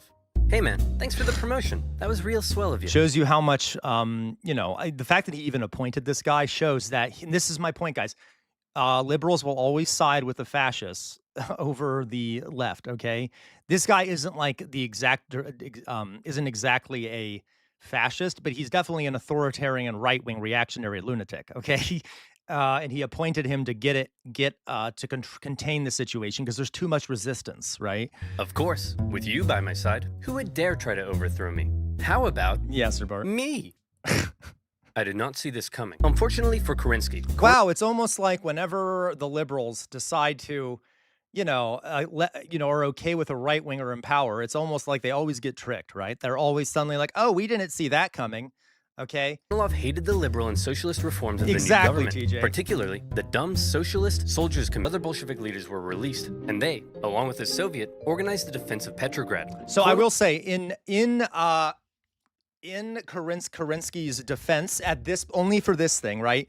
He ended up realizing the error of his ways after doing that, kind of, and so now he's literally calling on communists to come out and help him defend the city. From the guy that just betrayed him, because he's desperate. He has no one else to turn to. But I guess in his defense, he's now calling on the communists to fix his mistake. Okay. Kornilov had the power of soldiers, but the Soviet had the power of workers, and they did what workers do best. This is based. Oh my god, I love this. This is one of my favorite historical stories. How the workers. This is so based, guys. Watch this. The workers ended up coming out and practically without firing a shot, stopped Kerensky because... Okay, so I know I'm not going to make anyone happy with any of the things I say at this point, okay? He held elections, and then he decided to not listen to the results and suppress the results, and then massively repressed anyone who was disloyal to him, and crushed and literally killed people who were protesting and things like that. Now, all right, there are two ways to view this. And how do I frame this, right? There are a lot of people view these things from an ideological perspective, okay? The assumption that either Lenin is really good or really bad, all right? So one way you could view this is, yeah, he was power hungry and he wanted to be a dictator and he wanted to control the country. So he was willing to do whatever he could, including murdering lots of Russians and suppressing dissent and ignoring an election in order to maintain that power. Okay. And to ensure that he got his way, which, by the way, historically, that has happened many times throughout history. And this wouldn't exactly be something new. And it especially wouldn't be something new that happens during revolutions. Napoleon did that. Okay. Like George Washington partially did that. During revolutions, a lot of times it ends up with a dictator who brutally suppresses dissent after the revolution. All right. You can see that in North Korea, in China, and things like that. Like it happens everywhere when there's a revolution. Um, now, okay, so that's one way you can view this. A way that other people can view this, you could view this, right? Is that he saw his revolution. And he claims that the votes were rigged and things like that. They were not. Most historians would agree that there is no evidence that there was vote rigging. As a matter of fact, it was probably one of the only free and fair elections in Russian history. Okay. Uh, but it may very well be that he, given the chaos in the country, and he had fear that a lot of the groups that had beaten the Bolsheviks were going to try and reverse some of the gains that he made.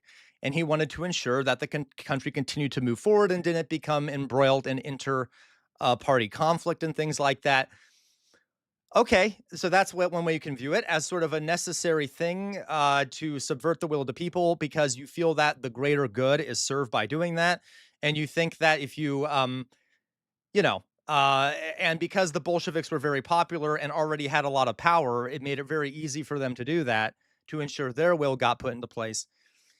So do you see what I mean? Okay. And I have noticed, guys, that people will look at this along ideological lines. And people will say that, well, he's evil, he's bad, this is a communist authoritarianism, blah, blah, blah, blah.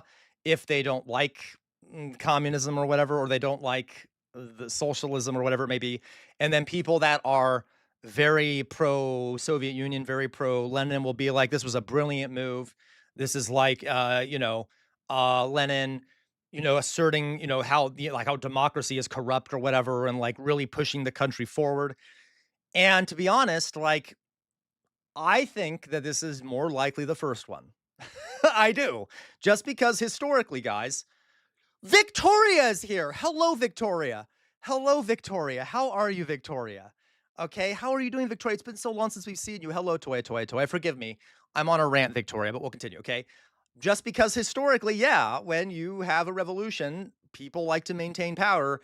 Now, so the question here becomes, what were the results of this? Okay. If Lenin doesn't actually change things after gaining this power and he only does things that supports himself, that's one thing, right? It is another thing, though, if, of course, he does gain power and then makes a ton of amazing changes. Do you see what I mean? So it's just sort of a historical thing. We can debate whether, how we view this event, okay? Lenin was a human being, liked having the power and things like that, had wanted the power his whole life and probably didn't want to give up any of it after he had gotten it. So what did he end up doing with this power? Well, you can see he did create a secret police force who started oppressing people. Admittedly, though, guys, Russia was full of a lot of people who didn't like Lenin and who didn't like the communists, because they had just made a major transition. And there were still tons of bourgeois out there. There were still tons of pro-czar people out there, and they were at war. So you can imagine that what have I said before, guys? Russia is extremely hard to control. It is extremely hard to control. So to an extent, it was sort of necessary to really crack down on the population and to make sure that the country didn't descend into complete chaos, which it ended up doing partially anyway, because a big civil war breaks out between the whites and the reds because there was so much resistance. Okay. So do not, even though I'm saying that my opinion on this is that, yeah, this was probably more of a power grab type thing on Lenin's perspective, that does not mean I don't think that he ended up, that in the end, what he did was wrong. Okay. But we need to have historical nuance here. Do you see what I mean? Or that what he did didn't necessarily end up having horrific consequences. It had consequences that may have been necessary. Does that make sense? I know that's kind of sounds like I'm not taking a set position there, but a lot of this stuff is up for debate and is nuance. Okay. Continuing, right? To me. Okay. And that's the issue, Jonas, is that and I should be clear about that, Jonas, getting rid of people who disagree with you politically, but who are socialist, I think is stupid. I think it's stupid. Because you're gonna anyway, but yeah, he got rid of other people who were socialist who just didn't like him personally, okay? That's kind of fucked up, okay? So no, but yes, getting rid of people who are still loyal to the Tsar and who are subverting the revolution, okay? Yeah, I'm okay with that. In every case in history, though, when you do something like that, innocent people will get caught up on it. So like, a lot of the people he went after were just people that didn't like him personally. That I don't think is good. Okay, that's just authoritarianism. That's just selfish. I'm doing it because I am the one ruler. I am the leader. You see what I mean? But like the other people that he went after is perfectly justifiable in my eyes. Okay, Lacroix says sometimes you have to do something like that to protect the revolution, especially from the bourgeois. Correct, Lacroix. Okay, yeah, Lacroix. But like, so like, some of it was justified. A lot of it was not justified. This is not something that's like clear and cut historically, okay? And we can disagree with this. Okay, so does that make sense? All right. Monopoly men. And guys, I will say this is another just critique I have about all this. And again, you guys can disagree with this. Is that the use of the word counter-revolutionary really was true in a lot of cases of the people they went after, but it also started to be blanket applied to other people. Because when you remember I said, guys, it's really hard to control Russia. So it's really hard a lot of the times to check on whether someone who's being accused of being counter-revolutionary really is counter-revolutionary, or if there's just a disagreement with a person in power, or if they're a gay person who isn't liked by the community, so the local workers council is accusing of being counter-revolutionary, or if it's a woman who cheated on someone that's mad, and so they must be counter-revolutionary. So this is why, for example, the book 1984, okay? And yeah, exactly, Paul Squaw. Like everything becomes counter-revolutionary that you don't like, okay? In the book 1984, which I know a lot of us don't like, I know a lot of us don't like Orwell, but I think Orwell did capture something that's kind of true about scenarios like this. It's that a lot of times the language can end up being manipulated to like put things on people that aren't necessarily true. So like, it's kind of a dystopian thing, like, oh, you're counter-revolutionary if you disagree with Lenin, or if you don't completely agree with everything that's happening. At the same time, though, guys, there were tons of counter-revolutionaries, literally. Like the whole countryside was swarming with counter-revolutionaries, and there were outside powers trying to get rid of this new regime, this new revolution. And I could take a reference back here to the French Revolution, where the committee of public safety there became very paranoid and started. Remember, you read that document I put on the Discord, where they started accusing people of being anti-liberty and anti-revolution. They use these blanket terms because there was a lot of fear and paranoia and things like that. So it is understandable given the context of the times. At the same time, that's a dangerous precedent to set, and it can cause a lot of issues in the future. So I hope you all see I'm trying to be fair here. I'm not trying to, okay. And a lot of times this stuff is not talked about in a fair way. Lenin, it's not just the monopoly men. Okay, who are we up against? Well, the liberals, the social revolutionaries, national separatists in Poland, Finland, and the Ukraine, independent warlords setting up chiefdoms, anarchist rebels, the Green Peasant Armies, the Cossacks, the Caucasian states, the Baltic states, the British, the French, the Americans, and the Japanese. Oh, and a legion of Czechoslovakian soldiers seem to have taken over the Trans-Siberian Railway and stolen all the imperial gold reserves. What? How could this get any worse? Oh, and it says here your mother-in-law is coming to stay. No! And yeah, but guys, that's not exaggeration. Think of all those threats that they're facing. That is pretty apocalyptic sounding. They just lost a huge chunk of territory. There's a massive civil war breaking out. All these Western countries are now working against them. By the way, the United States actually sent troops to try and assist the other side of the Civil War. We actually put troops in here in in Russia, in order to help get rid of the Bolsheviks. No one hears about that, but we did. there were a lot of people trying to overthrow this new regime of workers. Can you kind of blame them for being so paranoid and being kind of radical in their oppression of dissent? Because who knows if it's an outside power or not trying to sow dissent? Who know? Like, so, all right. Do you guys get what I'm saying here?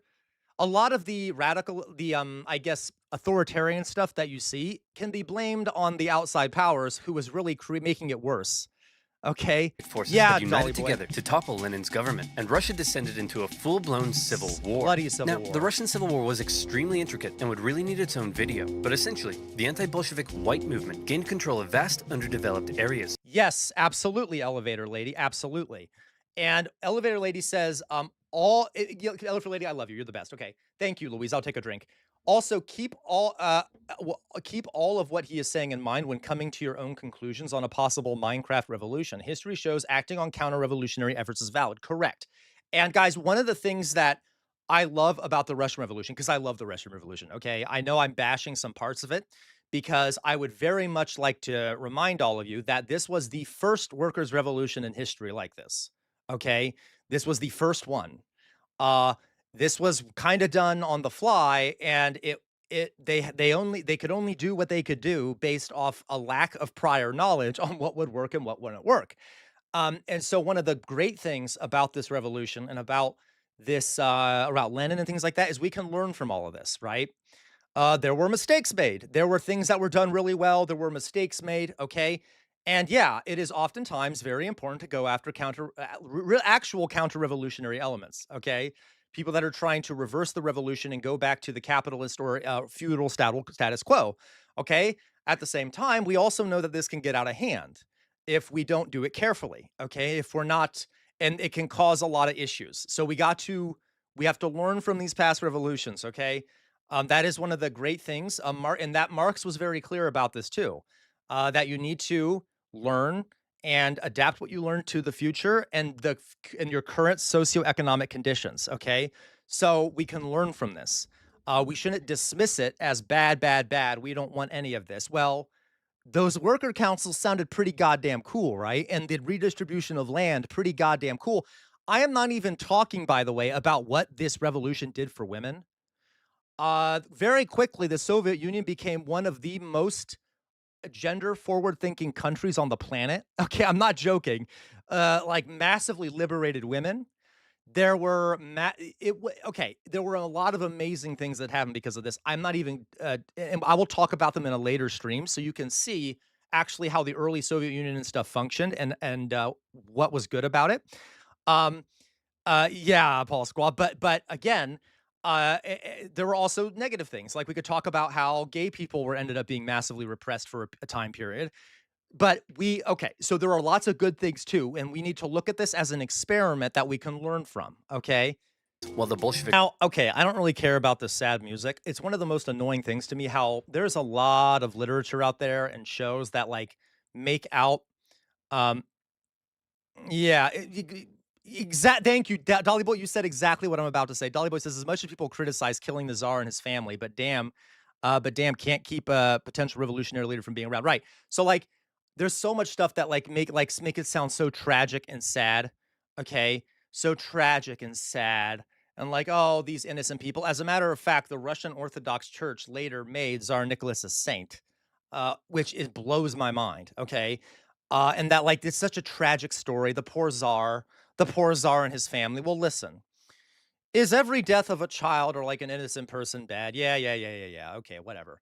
I know that sounds dark that I say it that way, but like the czar had been responsible for the death of how many people? His family going back in history had been responsible for the death of how many people? We can feel bad. We can feel bad about the death of the children and stuff. They were innocent. They really were. Okay, I'm not blaming Anastasia or Alexei. His wife, I don't know. We could blame his wife somewhat because she was in power for a large chunk of this time. Okay, but the killing of the Tsar especially is like, I don't care. The man was a criminal. And like, really, I don't give a shit. Okay, like of all the things I care about, that's like the lowest on the list. And a lot of post-war narratives, a lot of post-war narratives focus on this Okay, no, that's true, Sir Bart. There's also that. That's a good point. The kid is an heir. That is true. There's a lot of narratives of how, like, a lot of these narratives were made after the war as a way to by Western nations who had their own monarchies in an effort to build like sadness for the czar and like hatred of the communists. Yeah, exactly, Tolly boy. Again, the Shah and his grandson we see with Iran now. Absolutely. I will say China did something interesting during their revolution. They took the emperor and they actually just stripped him of all of his titles and made him a worker. And I think they later executed him, but it worked pretty well. Like he didn't actually start in this he was a child when he was made a worker. But he later was killed, I believe. But like, yeah, but you can understand the killing of the Tsar, right? That is a potential source of conflict for the rest of time. Anyway. Okay. No. Matt's like, I'm not defending the death of children at all. I'm saying that I don't care about the death of Nicholas. But I will say this, the complete sorrow, like the obsession with the death of the family, though, is very interesting because you don't hear nearly the sorrow for the death of all the people under the Tsar's family, okay, under the Tsar. So yeah, I'm sad about the children. The children are innocent. They didn't choose to be born into this life. Okay. Yeah, Louise. They didn't choose to be born into that life. Okay. But like the fact that there's so much media out there making it sound like this massive tragedy in comparison to what was happening is interesting to me. Okay, there's a political reason for that. Okay. Nicholas and his family in the middle of the night and brought them into the basement. There, a drunken Torius. Wow, that was a close one. Okay. But notice, guys, and this is my point, though. I love this guy's videos, but you notice how like they played the sad music during that part? There have not been many other times they talk about they add the sad music. They did sad music when that crowd was fired upon. There wasn't really sad music when they were talking about the destitution and the sorrow of the peasantry or the serfs or anything like that. But suddenly, when they're talking about Nicholas and his family, it's like, oh my God, right? Oh, okay, yeah, I feel bad for the kids, but with a lot worse things were happening at the time. All right. Kilometers of railway track have been destroyed. Disease and epidemics have killed 3 million. The population of Moscow and Petrograd has collapsed. Life expectancy has plummeted. Sailors in Kronstadt are rebelling. People are freezing to death in their own apartments, and life is... No, you're right, Gwen. The drunken squad of Bolsheviks doesn't sound like they killed the Romanovs for politically solely reasons. Yeah, and guys, we don't know if Lenin actually ordered it or if it was just a drunken band of Bolsheviks that were very upset because of everything that had been happening. Okay, we don't know. Been reduced to a constant search for food and shelter. Whoa. Well, this just yeah, means I'll Jay have Williams. to work twice as hard, day and night, to save the country. Nothing will stop yeah, me, short of a couple of sudden strokes. I honestly can't remember. You know what? Let me look it up. That's a good question. Lacroix asks, who did Lenin want to succeed him? I honestly can't remember, Lacroix. I should know this. He didn't want Stalin to succeed him. He did not want Stalin to succeed him. He thought Stalin was a major threat. Who did Lenin want to succeed him? Oh, he favored Trotsky. Now, I should have known that. I should have remembered that. Here's the issue, by the way. So here's the deal, okay? Yeah, he was not a big fan. Now, here's the thing, guys. This is why there's a lot of Trotsky hate in the world, and there's reasons to not like Trotsky, I got to tell you. But you have to understand, too, Stalin kind of came up with a lot of reasons to hate Trotsky because he viewed him as a political rival. And this is where I'm saying, guys, there are multiple interpretations to these things. So when we talk about Stalin's hatred of Trotsky, is it more a political rivalry where Stalin views him as a threat to his own power and so he wants to get rid of him? Or is it ideological and he thinks that Trotsky is a traitor and like things like that? Okay. And so like, I'm going to do a different stream where we talk more about this. Okay. Where we talk more about this because these are interesting historical questions. And it could be both, Jonas. It could be both. Okay. But Trotsky was the one Lenin favored. And yeah. Okay. So let's go on here. Lenin knew he couldn't let Stalin take over, but by this stage, he was just too sick to fight it. Hey man, tell whoever's in charge of giving people jobs not to let that jerk Stalin become the next leader. By the way, who did I put in charge of giving people jobs? That would be Stalin, sir. Bleh. Well, deja vu. Lenin's last wish was to not let Stalin take over, but by the time he died, Stalin was too powerful to remove. He had his remaining opponents arrested or killed. Trotsky was banished and fled to Europe. Eventually, he would be assassinated by Soviet spies in 1940. So was his hatred of Trotsky because something ideological, or was it because Trotsky was the heir presumptive because of Lenin? And Stalin didn't like that threat to his power. This is one of the reasons, folks, why I'm not a huge fan of Stalin. Okay, listen, okay. By the way, Stalin and the people that wrote the history for him were very pro-Stalin. A lot of the literature out there by the Communist Party of Russia is has rewritten history for Stalin to make him seem like this great guy who was all for the revolution. And I have noticed, and please, we can disagree, right?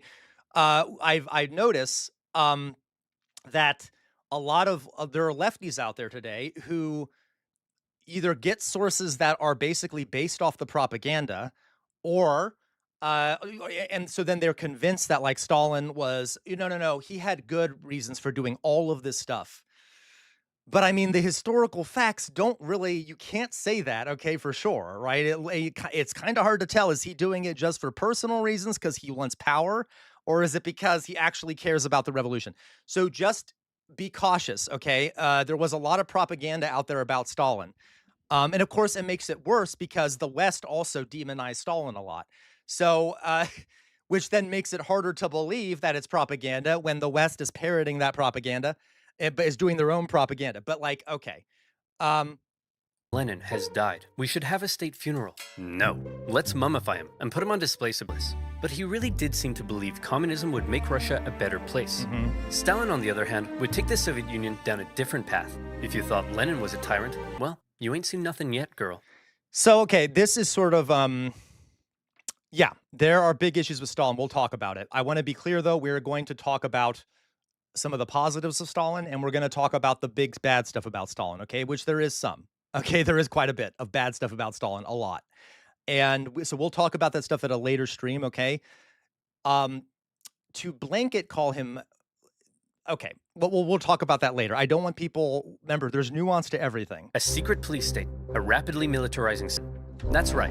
I'm talking about. See, they're making it sound like, yeah, you're right. To put it lightly, they're making it sound like he was the one that brought the world to the brink of nuclear annihilation. That's kind of, I mean, the West didn't help with that at all. Okay, let's put it that way. All right. Remember to click the link. Okay, so there we go, guys. That is sort of we have now gotten through the Russian Revolution. You now know the basics of what happened there.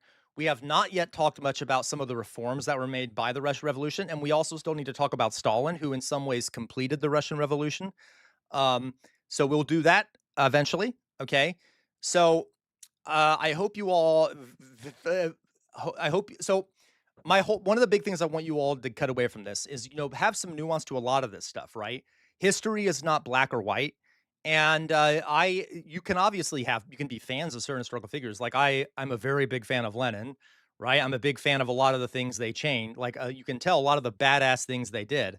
Yeah, Atomic. Right, Louise? So, but like, it is not nearly, the Soviet Union and the early revolution was not nearly as bad as people think. Okay. At the same time, some things that happened later are pretty bad. Okay. And so this is a highly political, thank you, Jay William. This is a highly political topic, obviously. And there's still a lot of baggage mixed up with it. There's a lot of people around today who lived through the Cold War and still hate anything to do with the Soviets, okay? And so this is a very hard topic to sort of parse through without getting into without biases and such coming through, okay? Okay, yes. And guys, I do recommend, Sir Bart, good call. Read some of Lenin's works. If you can, they can be kind of dense, but Lenin is absolutely brilliant. His writings will make you feel inspired and will make you feel this revolutionary fervor. And I really do like Lenin. I know I critique some parts of him, but Lenin is one of my heroes. I love Lenin. he he was a base guy, okay, and he made some amazing changes. And again, guys, this was the first workers' revolution in history that was successful. That's pretty cool.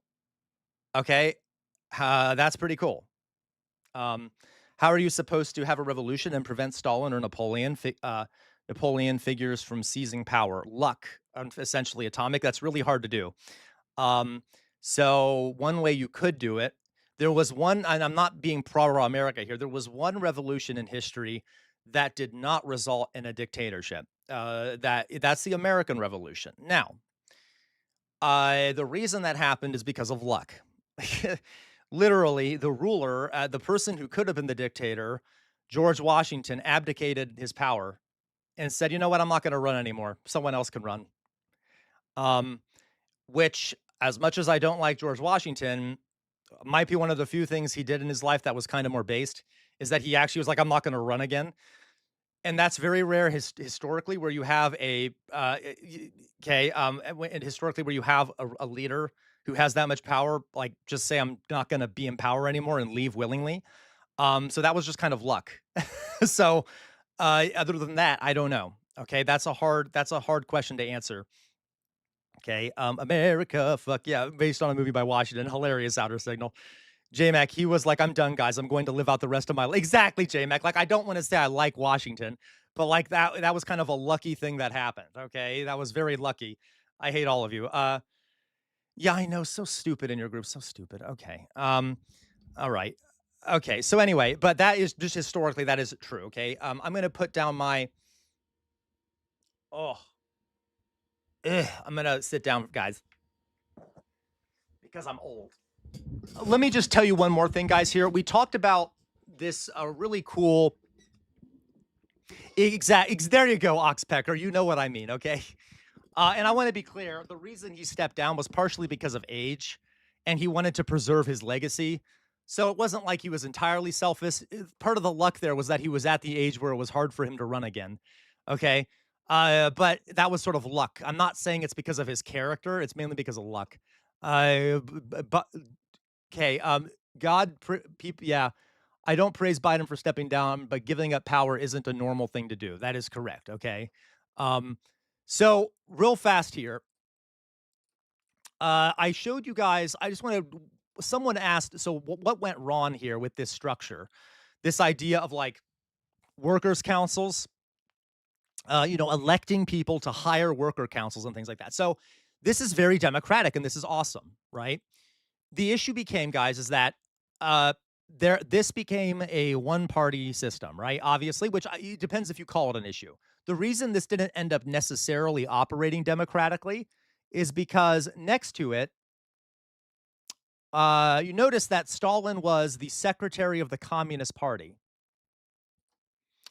So next to it arose this other structure. That's not the right color. Next to it arose this other structure, okay, kind of parallel to it. Here's another structure parallel to it. And this structure parallel to it was the Communist Party. All right. And at the top of the Communist Party, to kind of, so you guys can't see what I'm doing, forgive me. At the top of the Communist Party was the Central Committee, essentially. Is that right? The Central Committee, the Politburo?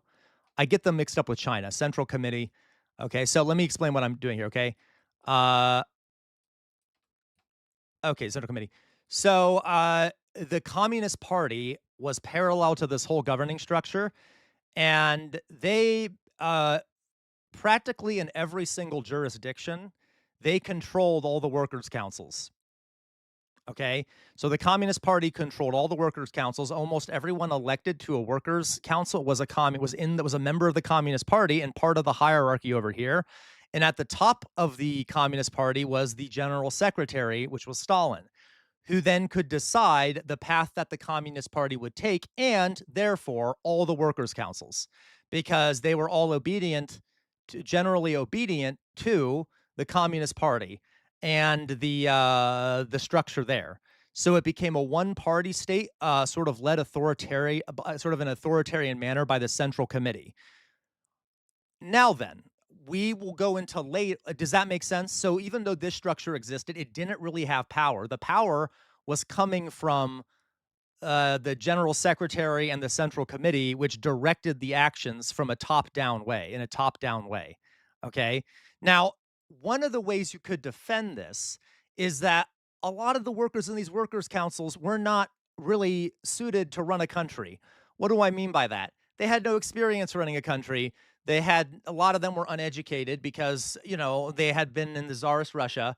And so they kind of relied on the trained members of the Communist Party to give directions about how to vote and things like that, because they weren't sure what the best decisions were a lot of the time in regards to a lot of things.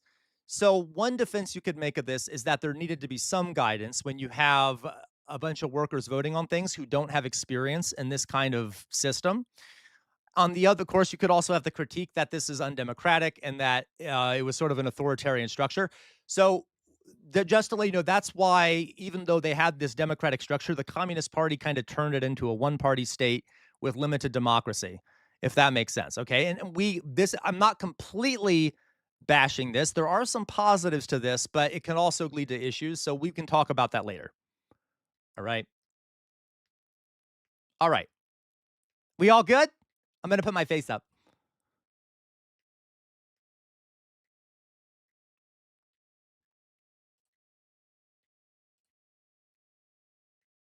Okay. All right. So how's everyone doing out there? How's everyone doing out there? How's everyone doing out there? We all good? Supreme Leader JMac? Oh, dear God. No, thank you. Okay. No, none of that. I'm going to have the secretary of the Casual Revolt Party is JMac. Jesus Christ. All right. Enough corruption for 1 week. Hilarious, Oz. I know, right? How's everyone doing? It's a nice sunny afternoon in California. Oh, I'm so jealous you're in California there, Jay Williams. You're just surviving outer signal? Okay. Did we all learn something? Does everyone feel I was fair? Okay. Lacroix, I'm actually okay with it. That's why Lacroix, Lacroix says, I'm trying to be fair here, Lacroix. I'm trying to be a historian, not a political pundit. But Lacroix says, what's your opinion on a one-party state to protect the worker state from outside interference? I'm okay with it, Lacroix. I am. Now, that's why I'm saying, I'm not totally bashing this system. There are some positives to it. The issue, of course, is if that party is undemocratic amongst itself, if there isn't feedback within the party to correct errors, so you can have a one-party state that works as long as it isn't under the tutelage of one authoritarian figure who then makes everyone else in the party follow their will, because then the party doesn't really do much thinking. It kind of is it's sort of just one man running the party. But so I would prefer to have a one-party state if there is actually debate and deliberation that goes on within the state. Okay, goes on within the party, because you can't, and that party is able to give pushback to the leader. But I don't know if that's possible. But yeah, I don't see an issue with a one-party state sometimes.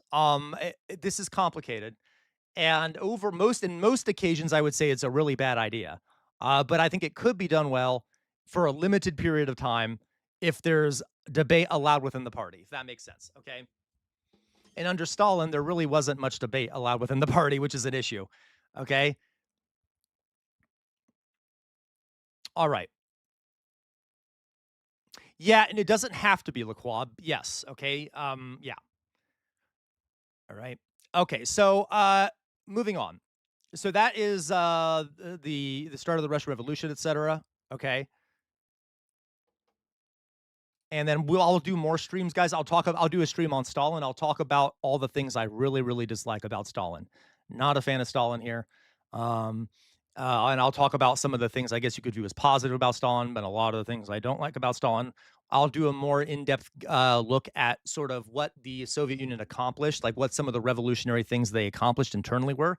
And then maybe I'll do a presentation too on some of the things that we can improve upon that could have been done better in the Soviet Union. The Soviet Union was an experiment. It was an experiment, right? It was the first time this happened, and there's a lot to learn from. Okay. So thank you, Gwen, for the contribution, really. Is this a new course on Russian history? Yes, but not. We're not going to do it all the time. I might skip a day and then talk about a different topic. But I've gotten a lot of requests to talk about the Russian Revolution and the Soviet Union. Okay, I'm stalling asleep over here. Whatever, sir, but I hate you. Okay, guys, I'm gonna go use the restroom, and then when I come back, we'll do some other shit. Okay, we'll do some other shit. All right. All right. I love you all very much. I'll be right back. Okay, behave, and then I'll hand out some boops, and we'll go on to the next thing. Okay, bye-bye, guys. Bye-bye. Give me 1 second. Not bye-bye. I'll be right back. Don't leave.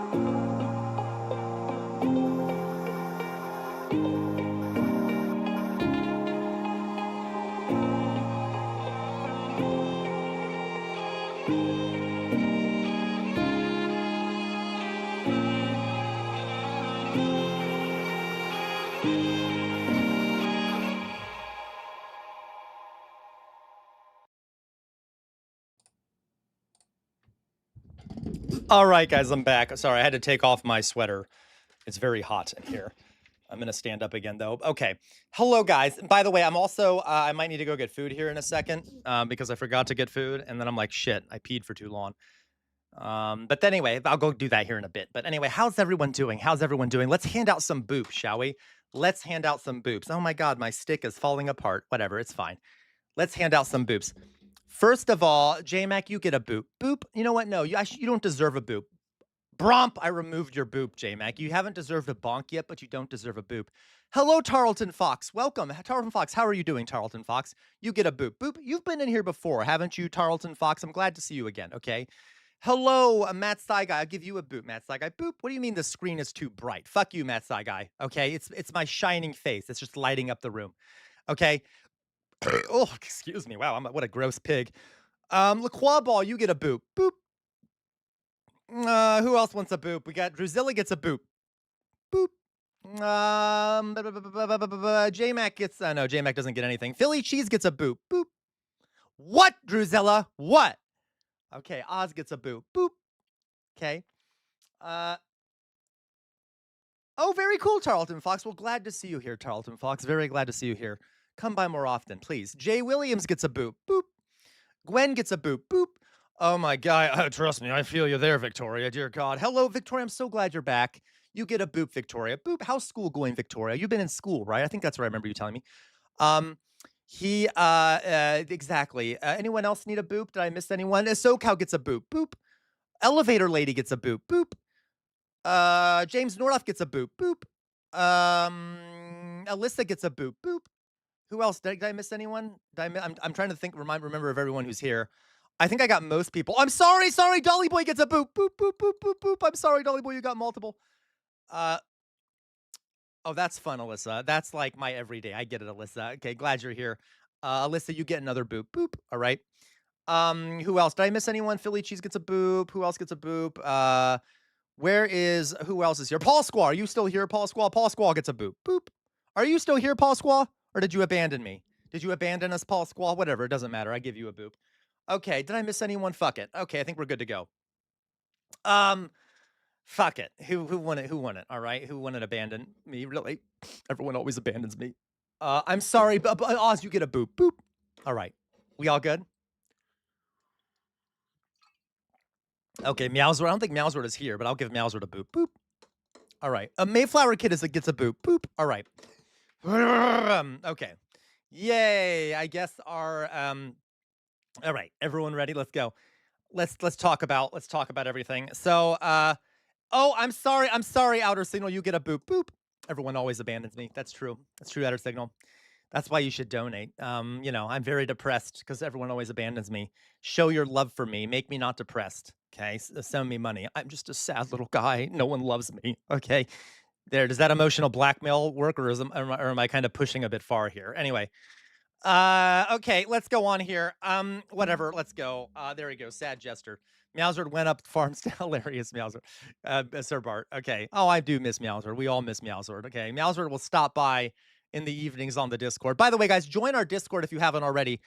I don't think I linked it today, but please join our Discord. Okay, you know what? I'll link it right now. We have a lovely, fast-growing community on there. We have a bunch of little clubs and shit. Okay, it's very fun. You can join the Discord. It'll be a great time. We'll all have fun. You'll all have fun. And then let me quickly, edit the invite link, blah, blah, blah, blah, blah. Make sure it's going to never expires. My new link. Copy the server thing. Okay, now I'm going to put it, guys, in the chat here. I'm going to put it in the chat here. I'm going to put a link to our Discord. Please join it if you haven't already. Pace, please join it if you haven't already. There's a link to our Discord. If you like the content, you become a member over on YouTube for about $1 a month. If you're on Twitch, you can subscribe for free using Amazon Prime and send me some of Jeff Bezos' money. Exactly, Philly Cheese. I'm going to send the General Secretary of JMac against you. Okay, and shit like that. So, whatever. We get it, right? You just donate and shit. Send me money, okay? Make me rich, okay? Trust me, it'll take a lot to make me rich at this point, but hey, whatever, okay? By the way, we're getting near the end of the month, so in 9 days, that's not that near the end of the month. I will post how much I made this month for those who are new to the community. Every month I post how much money I made the month before. It's around $1,000 a month. That's about, as I recall, the last month I got like like a little over $1,000. I can't quite remember. Sometimes it's a little under $1,000. Sometimes it's a little over $1,000 a month. Matt's like, there you go. Yeah, $1,091 is how much I made last month. I'm very open and honest with the community about how much money I'm making off of this. Yes, that is for YouTube and Twitch combined. No, it isn't bad, Jay Williams. Unfortunately, I'm doing this full time. So, but listen, I'm not saying this to get you guys to donate more. I'm saying this is I would like more people to be in the community because, obviously you guys can't fully fund me. It's just the nature. The more people we have in the community, the easier it'll be to get more funding for what I do. So, I'm overly honest with all of you. So if you know anyone who wants to come to the community who might like the content, maybe send them my way, see if we can convert them to the cult. Right now I'm making about if we go off the average of about $1,000 a month, I'm making about what, $12,000 a year, which is below minimum wage, but anyway, that's okay. All right, JMac, and then you go do IRL streams where you interview MAGA people. That is true, JMac. Okay, so yeah, so if you know anyone who wants to join, please let them know. Hopefully, Oz, yes, hopefully, okay, hopefully. So just thank you very much, Lokwabwa. Yeah, you know it, Jay Williams, okay, and so anyway, so again. Go spread the word if you can, okay? Be my evangelicals. Go and spread the word, okay? Just don't talk about how much you hate gay people because that's what other evangelicals do. But anyway, all right, okay, you don't have to do that. Just join the. I know, Alyssa. Alyssa, I'm tempted, right, guys? Come on, guys. I'm like so tempted to make a second channel that's like I don't know, where I just like am a right-wing grifter. And I become like one of the ex-left-wing people where I'm like, I left the left, and here's why. And then I like sell supplements or some shit, and I'd get really rich. Come on, I'd be so good at that grift. I know exactly what to say. I know exactly what to say. Like I studied fascism. I know how they play their game, right? I would be so good at that grift. Oh well, too bad. Too bad. A little thing called morality and shit. Excuse me. I could do a rat. Right, I could do a rat son.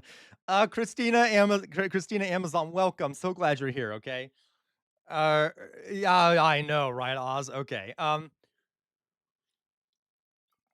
Oh my God, but guys, though, really, maybe we should do the grift. Maybe we should do the grift, and then I can share the wealth with all of you. We can do the grift together, okay?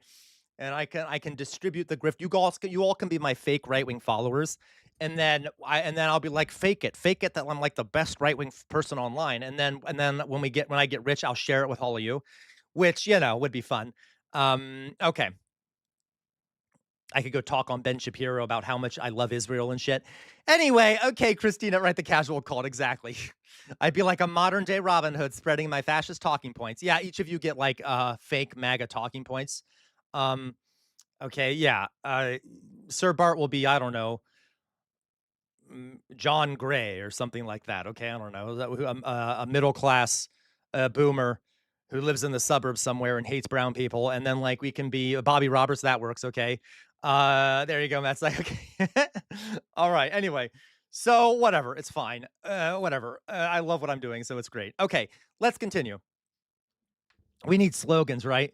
Yeah, right, Outer Signal. Actually, as a gay man, the left is more homophobic than the right. Exactly. I would get so many views. Oh my God, immediately. Can you imagine if I posted a video of like, how I posted a video where I talked about being fired from the school for speaking out against Israel? If I posted a video where I said, this is why I left the left. They're so homophobic. Okay. Jesus. Okay, there you go, Toy. You could pretend to be a former gay leftist who found God while on meds. Yeah, I feel like it'd be hard to fake being a former gay. I make too many sexual comments because I'm a degenerate. So I'd be like, oh my God, that man is so sexy. I'm a former gay, by the way. Okay, whatever. Like I'm no longer attracted.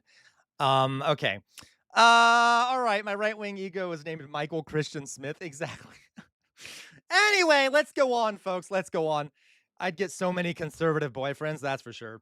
Yeah, a former gay leftist who cured himself. Exactly. Okay, that'd be so fun. Barbara left me and took the kids, right? Like my wife is on vacation. That's why you never see her. Anyway, so we go on here. Some other things we can talk about. Yeah, I found a review of right-wing gay cruises posted in media. Oh my God, let's actually Paul Squall, you know exactly what I want to see. That would be great. If that, I'm going to see if I can. Did you just post that? I'm too excited. This is going along perfectly with what we're talking about. Welcome, Water Lily, whoever just joined the community. Love that. Let's see here. What did Paul Squall just post? In reactions, you posted something about conservative gay cruises. Where you said it's in reactions, right, Paul Squall? I don't see it. You know what? Oh, there it is. Wait, no, that's not it. I don't see it. You know what? I see one before that. While I'm finding yours, let's watch the one that Jay Williams sent us. Okay. I don't think we've watched any of Jay Williams yet. So let's watch this one. This is sent for us by Jay Williams. So glad to have you here, Jay Williams. Jay Williams sent us, oh God, we've watched things like this before. Oh, this is perfect. This is perfect. I know you guys love watching this shit. I know you guys, it's in my media channel. Okay, gotcha. We'll watch it right after this, Paul Squall. So I'm sorry, guys. I was too busy looking at the other screen. We'll go back to it. Okay, let's first watch this because I have it pulled up, and then we will watch the one that Paul Squall sent us. Okay. Well, actually, you know what? No. It is right. We'll go back to the one that Jay sent us because this one is like right in line with what we're talking about. Now, this is 43 minutes, so we might not get through the whole thing. You know what?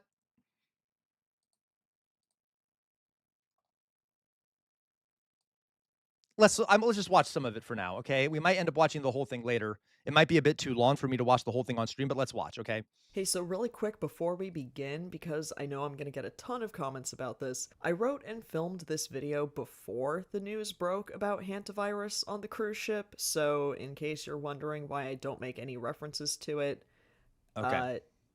Yeah. Greetings, my good bitches. The name's Francis. Coke Francis. I'm an editor, Twitch streamer. Oh my God. And I'm here Makeup because is I'm on point. trying to bide my time until the next hetero awesome fest. But bless my cold gay heart, there are members of my own community who are making just as much of an embarrassment of themselves. For some reason, gay people I will, really Jay Williams. love Don't worry. I'm cruises. excited for the It's prayer just breakfast one. And we're not going to watch this whole one because this is too long for us to watch completely on screen. We'll watch some of it.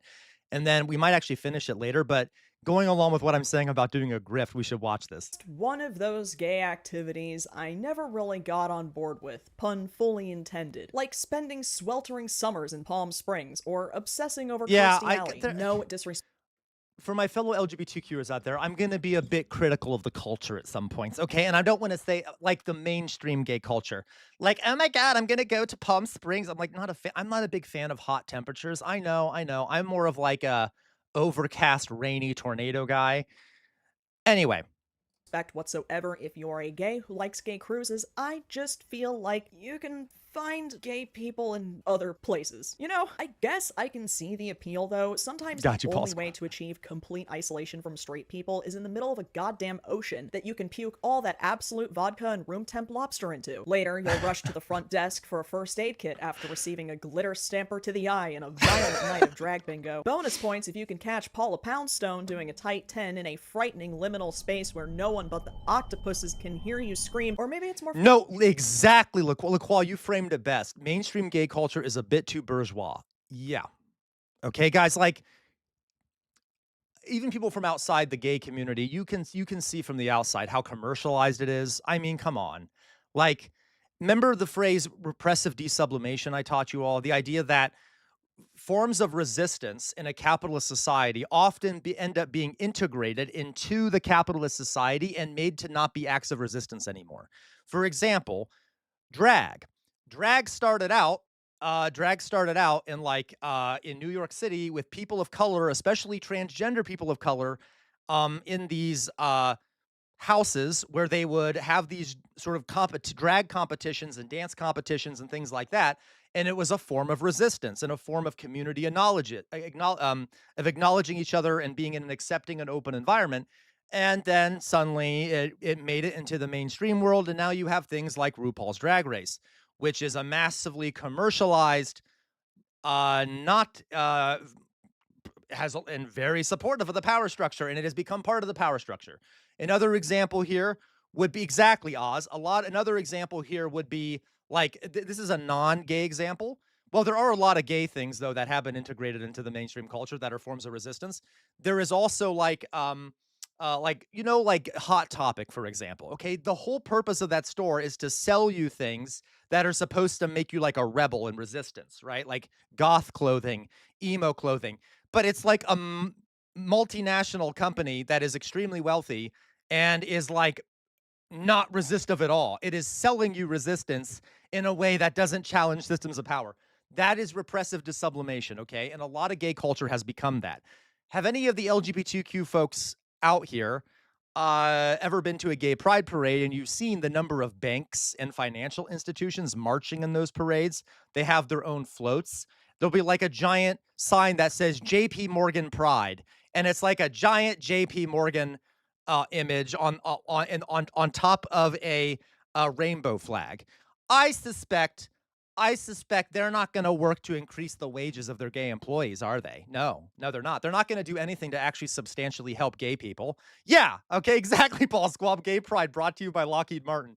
Not that far from the truth, Paul Squall. As a matter of fact, oh my God, Paul Squall. See, now you guys are going to make me go all down all kinds of rabbit holes. I told you the story of how I accidentally went on a few dates with a guy who was working for Raytheon. I told you guys that story, right? And I don't know if I told you that full story. When I was in Massachusetts, there was, that's where the Raytheon headquarters is. And I went on a few dates with a guy who told me that he was a contractor. And I never really got, I never really heard what exactly kind of contracting he did. It just never really came up in the conversation. And then something on like the third date with this gentleman, not a gentleman at all, he kind of drunk a bit too much and came out and talked about how he was working for Raytheon and he was a contractor working for Raytheon, and that, and he started like talking about how much he all the missiles and weapons are so cool. And I'm just sitting there like a little bit intoxicated. I'm like, huh? What the fuck am I doing here? Okay. And that was, yeah. And he also, while I'm sitting there kind of like half awake, just listening to him ramble about these things, and I haven't left yet, he also mentioned how like they're also good for gay folks. They have like, they let their the gay people there, they have like a meetup. Like there's like an LGBTQ support group that Raytheon has and shit like that. Okay. And I'm like, that's interesting. How many gays have their missiles blown up and killed all in Gaza and everywhere else in the world? That's kind of a turnoff a little bit. And so at that point, I indicated that it was time for me to go, and I left, and then I never saw him again. And I will say, and then I ghosted him. But like, I also sent him a very mean text. Then I ghosted him. But regardless, and it was actually unfortunate, folks. He was rich, right? So I really should have gotten that in the bag. I should have ignored the war crimes. I would be rich today. Alas, had trouble not ghosting this guy. And unfortunately, he was a good kisser. Regardless, it doesn't matter. The point is that yes, it's a problem. Okay.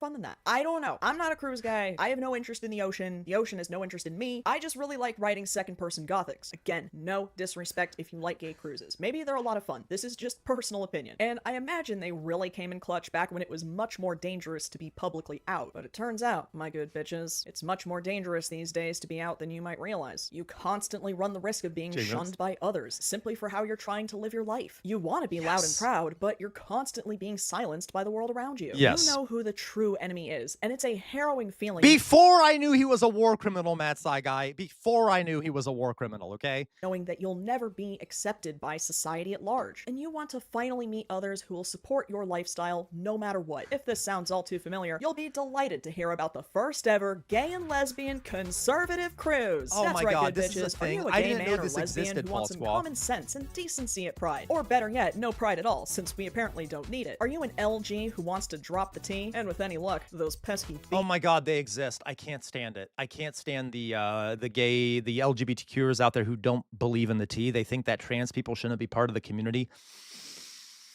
Fucking traitors, every last one of them. Okay, remember how we talked about counter-revolutionary and who that requires is executed?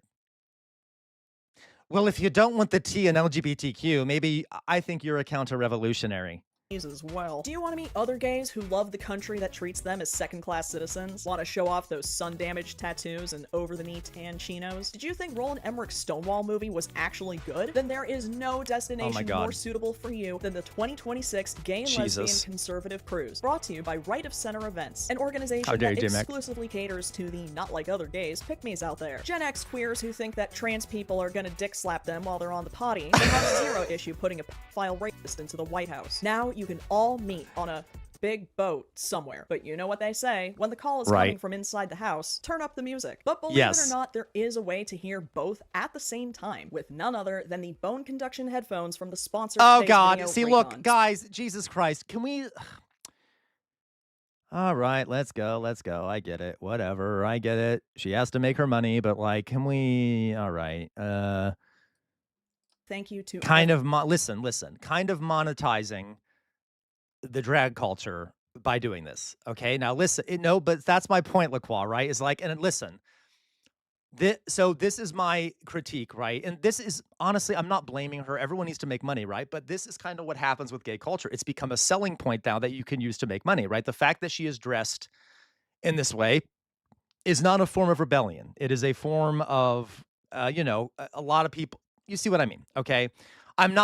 Listen, I'm Matt Saigai. I am not trying to be purist culture. I'm critiquing the society, right? That we need to get out of capitalism because she needs to do this, right? That's how she makes money. But I'm just sick of seeing like drag culture associated with commercialism. You know what I mean? Just because historically, I'm not going after her. I like her. I've seen her stuff before. Okay. Who's been donating to or sharing my friend Raya's Chuffed campaign. If you're new here, I'm currently helping to sponsor a beautiful family who's fighting for survival she's in a good person, ongoing genocide in Gaza. And I'm trying to get the word out and raise as much money for them as possible. And I'm so unbelievably grateful to have such kind and generous people as fans and subscribers, especially we get it. Okay. Share the link. That honestly really helps as well. And you can find that link in the description we get box. it. You're helpful. Thank you so much for showing love to this amazing family. Thank you for continuing to support a free Palestine. Now let's laugh at the latest episode of Chickens for KFC together. Even though gay cruises aren't anything new, and they are fun, safe spaces for the community, even if it isn't my thing, it turns out, my good bitches, these inclusive cruises, inclusives, are actually incredibly exclusionary to... And that's showbiz, baby. Introducing Right of Center Events, a new travel concept for the conservative gay and lesbian traveler, their friends and admirers, making vacations great again. Oh, brother. All right, RC, what you got? What you packing? What's your deal here? Focusing on a quality experience. Why is quality in quotation marks? Okay, wait a minute. Goddamn website. Please, guys, the jokes already write themselves. If I come up with any on my own, I'll suffocate. Right of Center Events is all about the details, ensuring that every traveler is prepared and informed about their next adventure with. Okay, focusing on why travel with ROC.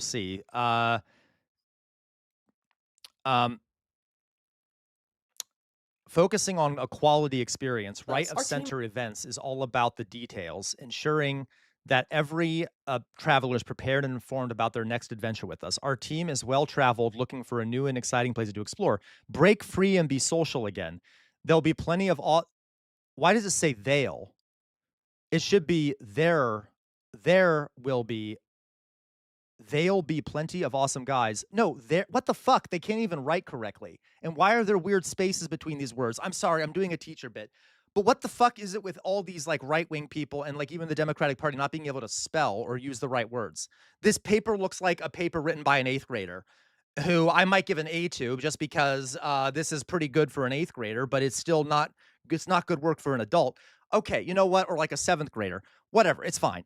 There will be, I'm gonna do some editing for them. No, what? I'm not gonna edit for them. They'll be plenty of awesome guys, okay, of awesome guys and gals to make everlasting friendships with from all over this incredible country. The cabins on our 2nd annual event are first come, first serve. I'm sure there will be a lot of first coming, won't you think? So don't wait, because a lot of them are in the closet probably because they're right-wingers, and so this might be the first time Never mind. So don't wait. It's going to be one for the record is books. well-traveled, Okay. looking for new and exciting places to explore. For a group that's all about the details, that sure is a vague mission statement. Are you sure you Yeah. didn't mean to put that part in quotation marks? Break free and be social again. There'll be plenty of, oh my god, you guys aren't even me too, trying, awesome guys and gals to make everlasting friendships with from all Right, over Victoria. this incredible country. Awesome. A strictly platonic gay cruise. Make queerness chaste again, I say. This again? Oh my god, it's like that one organization we looked up. They're all like, this isn't about sex. This is about men coming together and being naked together and talking about male things. And like, yeah, they might be naked and hanging out with each other in a sauna, but there's no sex, guys. This is a completely platonic gay male experience. We're full of men. Remember that site we looked at, guys? Hilarious. What? Okay, I don't get why people don't just say it out loud. Yeah, you're gonna be fucking. I'm sorry. They're gonna be engaging in coitus, okay, obviously. But they have such internalized homophobia that they don't even want to advertise it because they're like, we're so ashamed to be gay because we're degenerates. We have to pretend like we're not gonna be having sex all over the place. Okay. Okay, fair, Paul Squaw, fair. Maybe they aren't having sex, whatever. Okay. The cabins on our second annual event are first come, first served. Ah yes, the two genders. So don't wait, it's gonna be one for the record books. By the way, nowhere on their homepage do they mention this event being a cruise. They don't even say what the first annual event is or what the second one will be, but hey, I get it, ROC. You're not like other gays. You don't just give details Exactly, like that out Elliot for free, Bloodline, like welcome. the degenerates who fought for your right to hold stupid events like this in the first place. Maybe they'll Bro. have more info on their about page. Right of center events, blah blah blah blah blah blah blah blah, located in St. Petersburg, Florida. Of course it's in goddamn Florida. And Of course it caters is. to the Of course it conservative is. Gay and lesbian community. Whoever wrote this definitely went to the Donald Trump school of capitalizing random shit in a sentence. With over 40 years of event planning experience, Oh my God. and with exactly one event on the book so far, ROC Events promises fun, exciting, and memorable vacations and Yeah. excursions without any worry of awkward conversations or feeling the need to silence speech. Perfect. An event designed to shield you from any and Awkward all conversation. I, conversation don't that get might it. in any way challenge your way of thinking or make you uncomfortable. I know, Holy, Oxpecker, this these is kids so today and weird. their safe spaces. You're traveling with those who Except think right, like Jay you Williams. and love their country. Get out your red baseball caps, flip-flops, and sunglasses, because the time has come for us Wow. to celebrate. You realize you can LARP as straight people literally anytime you want, right? Literally, guys, that's what they did too on that other site. They're like, we are straight acting. We're straight acting gay men who aren't gonna have sex. We're gonna be naked together and be straight together, and we're gonna wear very straight clothing. We're a bunch of bros. It's not gay if it's a bunch of bros hanging out. Okay. Our first adventure was a complete success, so now we're on to our second annual cruise. Why is annual in quotation marks too? Did Dr. Evil write this? On April 4th, 2027, a 6-night cruise on Celebrity Cruises Silhouette. Prices include Wi-Fi and the drink package. We'll be making vacations great again for all. So before we get into their future schemes, let's start with the inaugural gay and lesbian conservative cruise that debuted in the Beer of Our Lord 2026. So this event was first announced a little over a year ago in March 2025 to mild reception, with the page providing half of the comments on the very first post. ROC realized they were going to need some celebrity endorsements if they wanted any shot at success. Right, Luckily, Gwen. they found a glimmer of hope in Brandon Straga, a former hairstylist who looks like that bad date in rom-coms where he yells at waiters for not giving him sparkling water. Brandon didn't quite By the way, that was such a find bad the photo. success in acting like he had wanted to. By the way, guys, so I'm trying to be relaxed on my mouth. That's why I'm not saying much. Forgive me. It was kind of hurting a bit, so forgive me if I'm not saying as much. Just listen. I'll try to make commentary where I can. he did what anybody in his situation would do. You already know where this is going. In 2018, he founded the hashtag Walk Away campaign, which encouraged liberals to leave the Democratic Party by, their plan was, they would get liberals to vote against their own best interests by,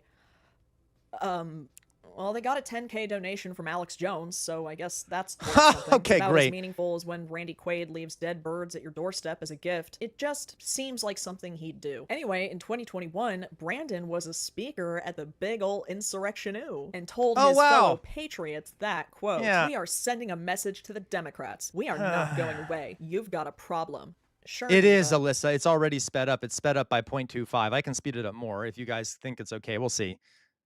Yeah, Brandon there was you go, also one of the Oxpecker. insurrection Barbies who encouraged others to steal the police officers' shields, and he was arrested later that month, but was ultimately only given 3 years of probation. How was Brandon supposed to get that attention he ordered with a garden variety misdemeanor charge? Missing was not about to go unnoticed, so he attended the 2022 Conservative Political Action Conference. Why?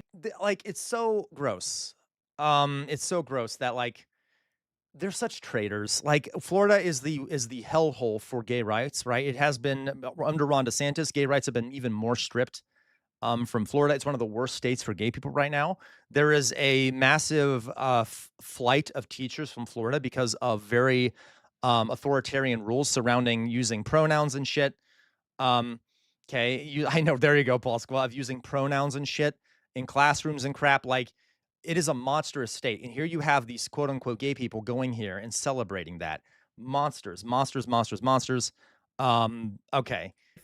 Cage wearing an orange jumpsuit, and Firecracker from The Boys entered the cage with him to pray. I thought these people hated drag shows. Anyway, Brandon was officially pardoned in 2025, and now he's here, calling all gay and lesbian conservatives and anyone who would like to be trapped with us at sea. Is this a cruise or f***ing Davy Jones's locker? April 4th of next year, 2026, Right of Center Events is going to host the first conservative gay and lesbian cruise, 5 nights out of Fort Lauderdale on the Celebrity Summit. I am going to be there, and I hope you will join me in celebrating what will be an incredible 5 nights on the sea. Cabins, in their first post featuring him, he garnered 29 likes as opposed to their original measly 11 likes. A slight improvement, but not quite where they needed to be. A few low-res AI pictures later, ROC realized they needed to up the ante on their rhetoric, because that's what truly connects with people, right? ROC Events does not support men in women's sports ever. They were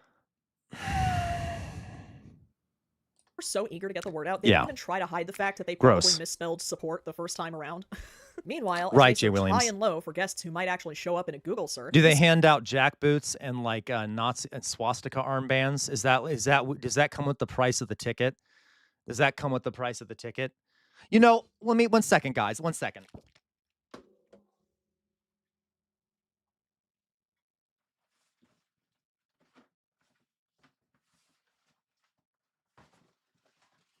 Where is it?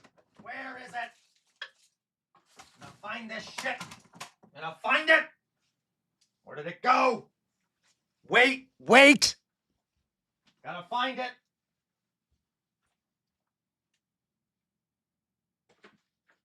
The fuck did it go?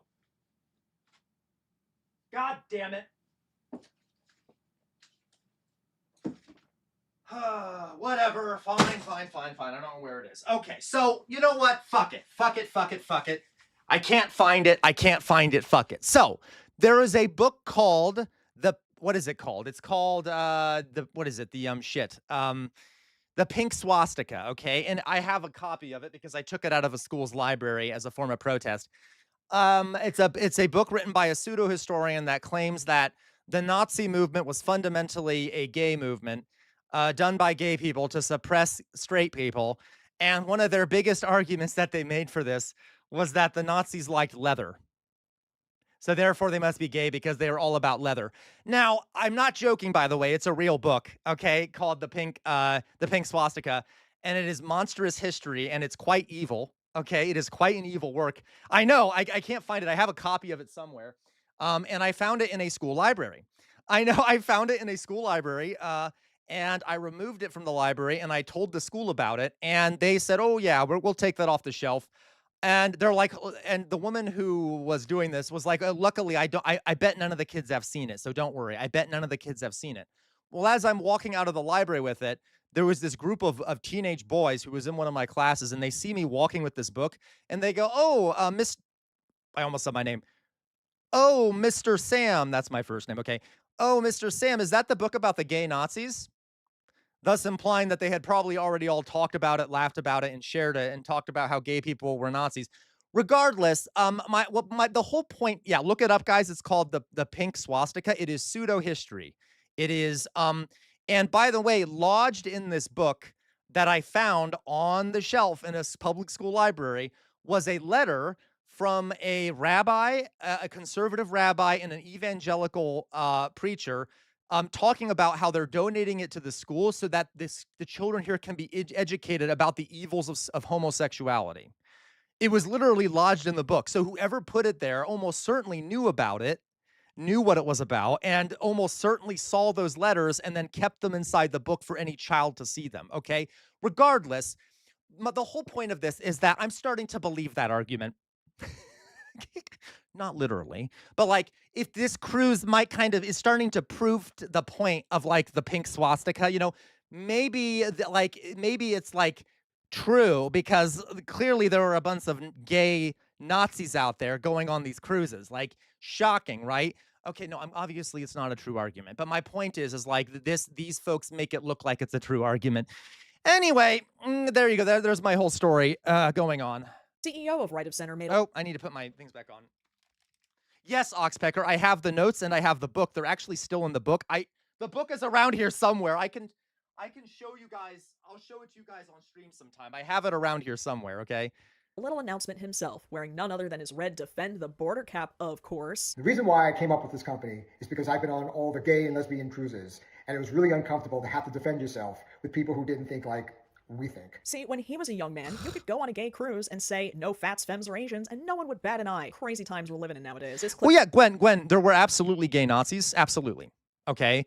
There were Nazis that were gay that never came out because they were gay. But, like, that, it had nothing, the Nazi movement had nothing to do with being gay, though, right? It had nothing to do with homosexuality, and they actually targeted gay people.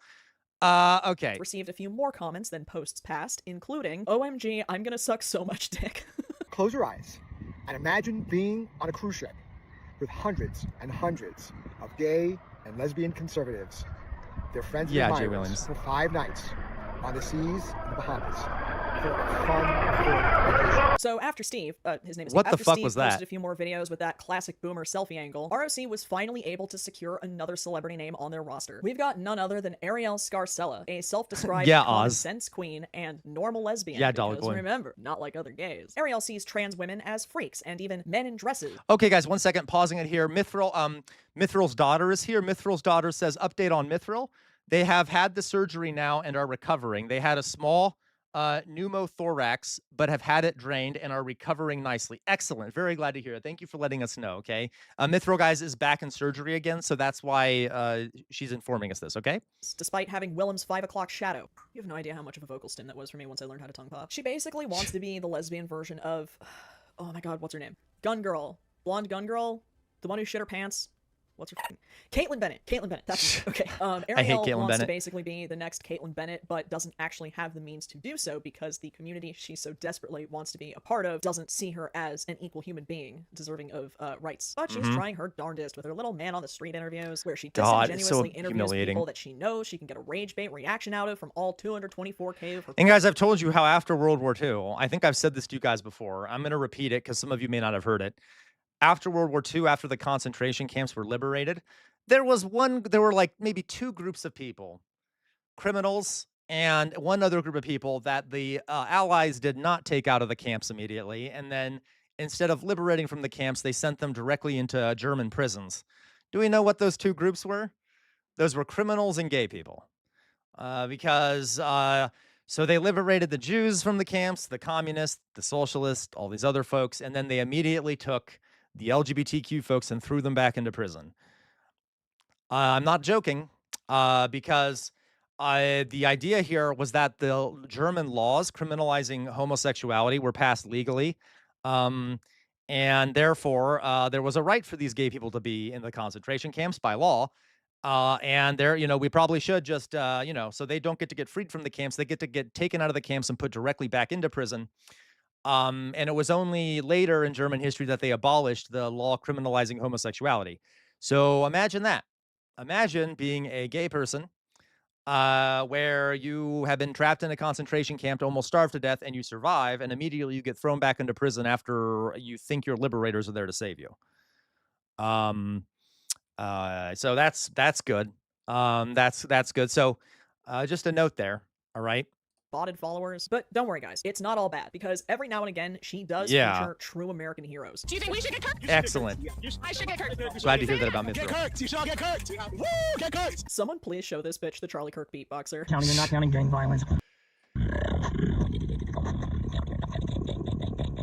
The comments are full of the tolerant left, ladies and gentlemen, because this is a false title bestowed upon us from the right without our consent. They're really good at doing things without consent, though. The only people who don't understand the paradox of tolerance are the ones who caused it. So throughout 2025, ROC continued to promote the event on their Instagram page to a very, very humble response. More videos from Steve, some posts of generic American flags on white backgrounds, Brandon Straka cosplaying as an American revolutionary, announcements for cabin discounts because I can't imagine why. Still, paltry views and likes. What could they possibly be doing wrong? I just want to I mean, they even started spicing up their flyers finally. Who wouldn't want to go on the first ever gay conservative cruise aboard the Sellenly Sun?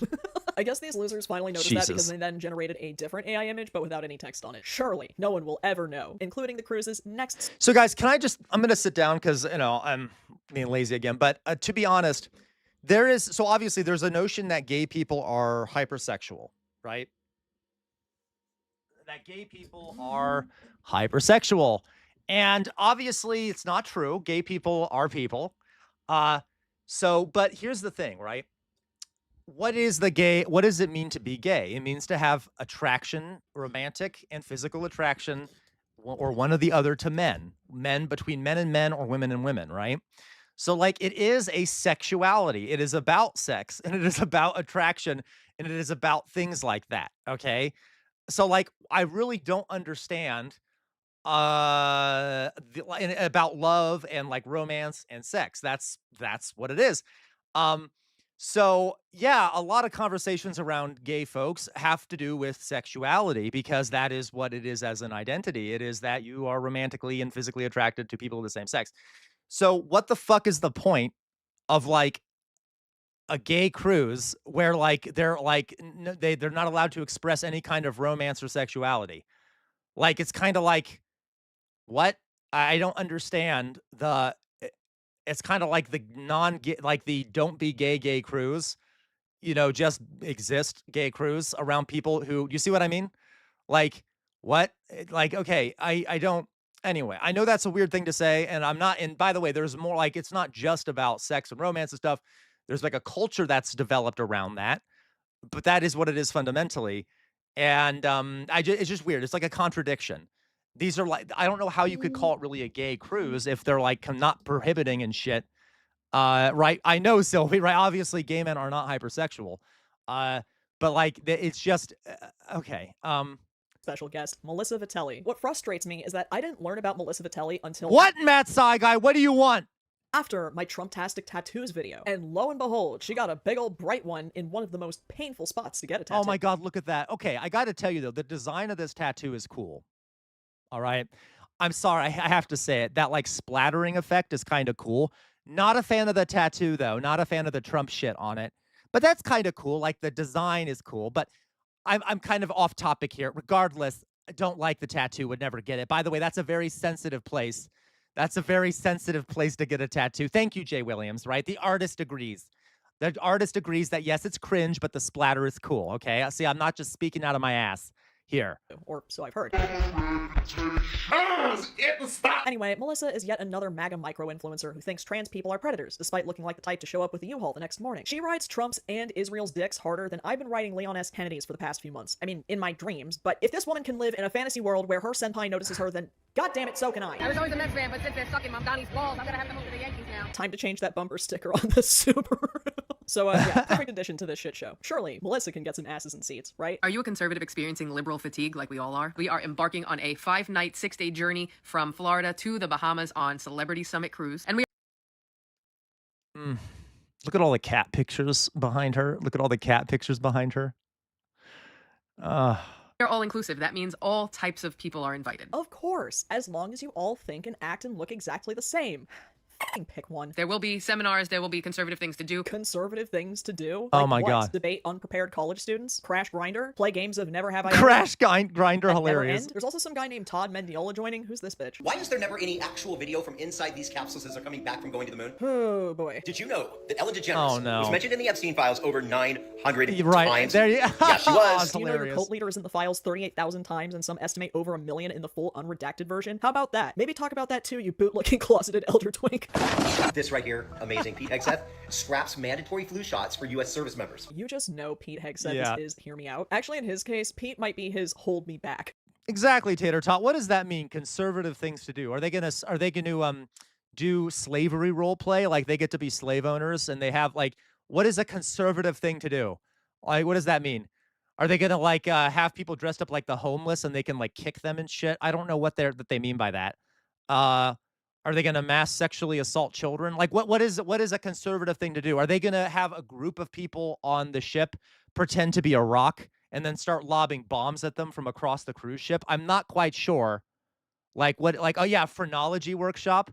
Are they gonna read Mein Kampf and do like a reading group? Okay.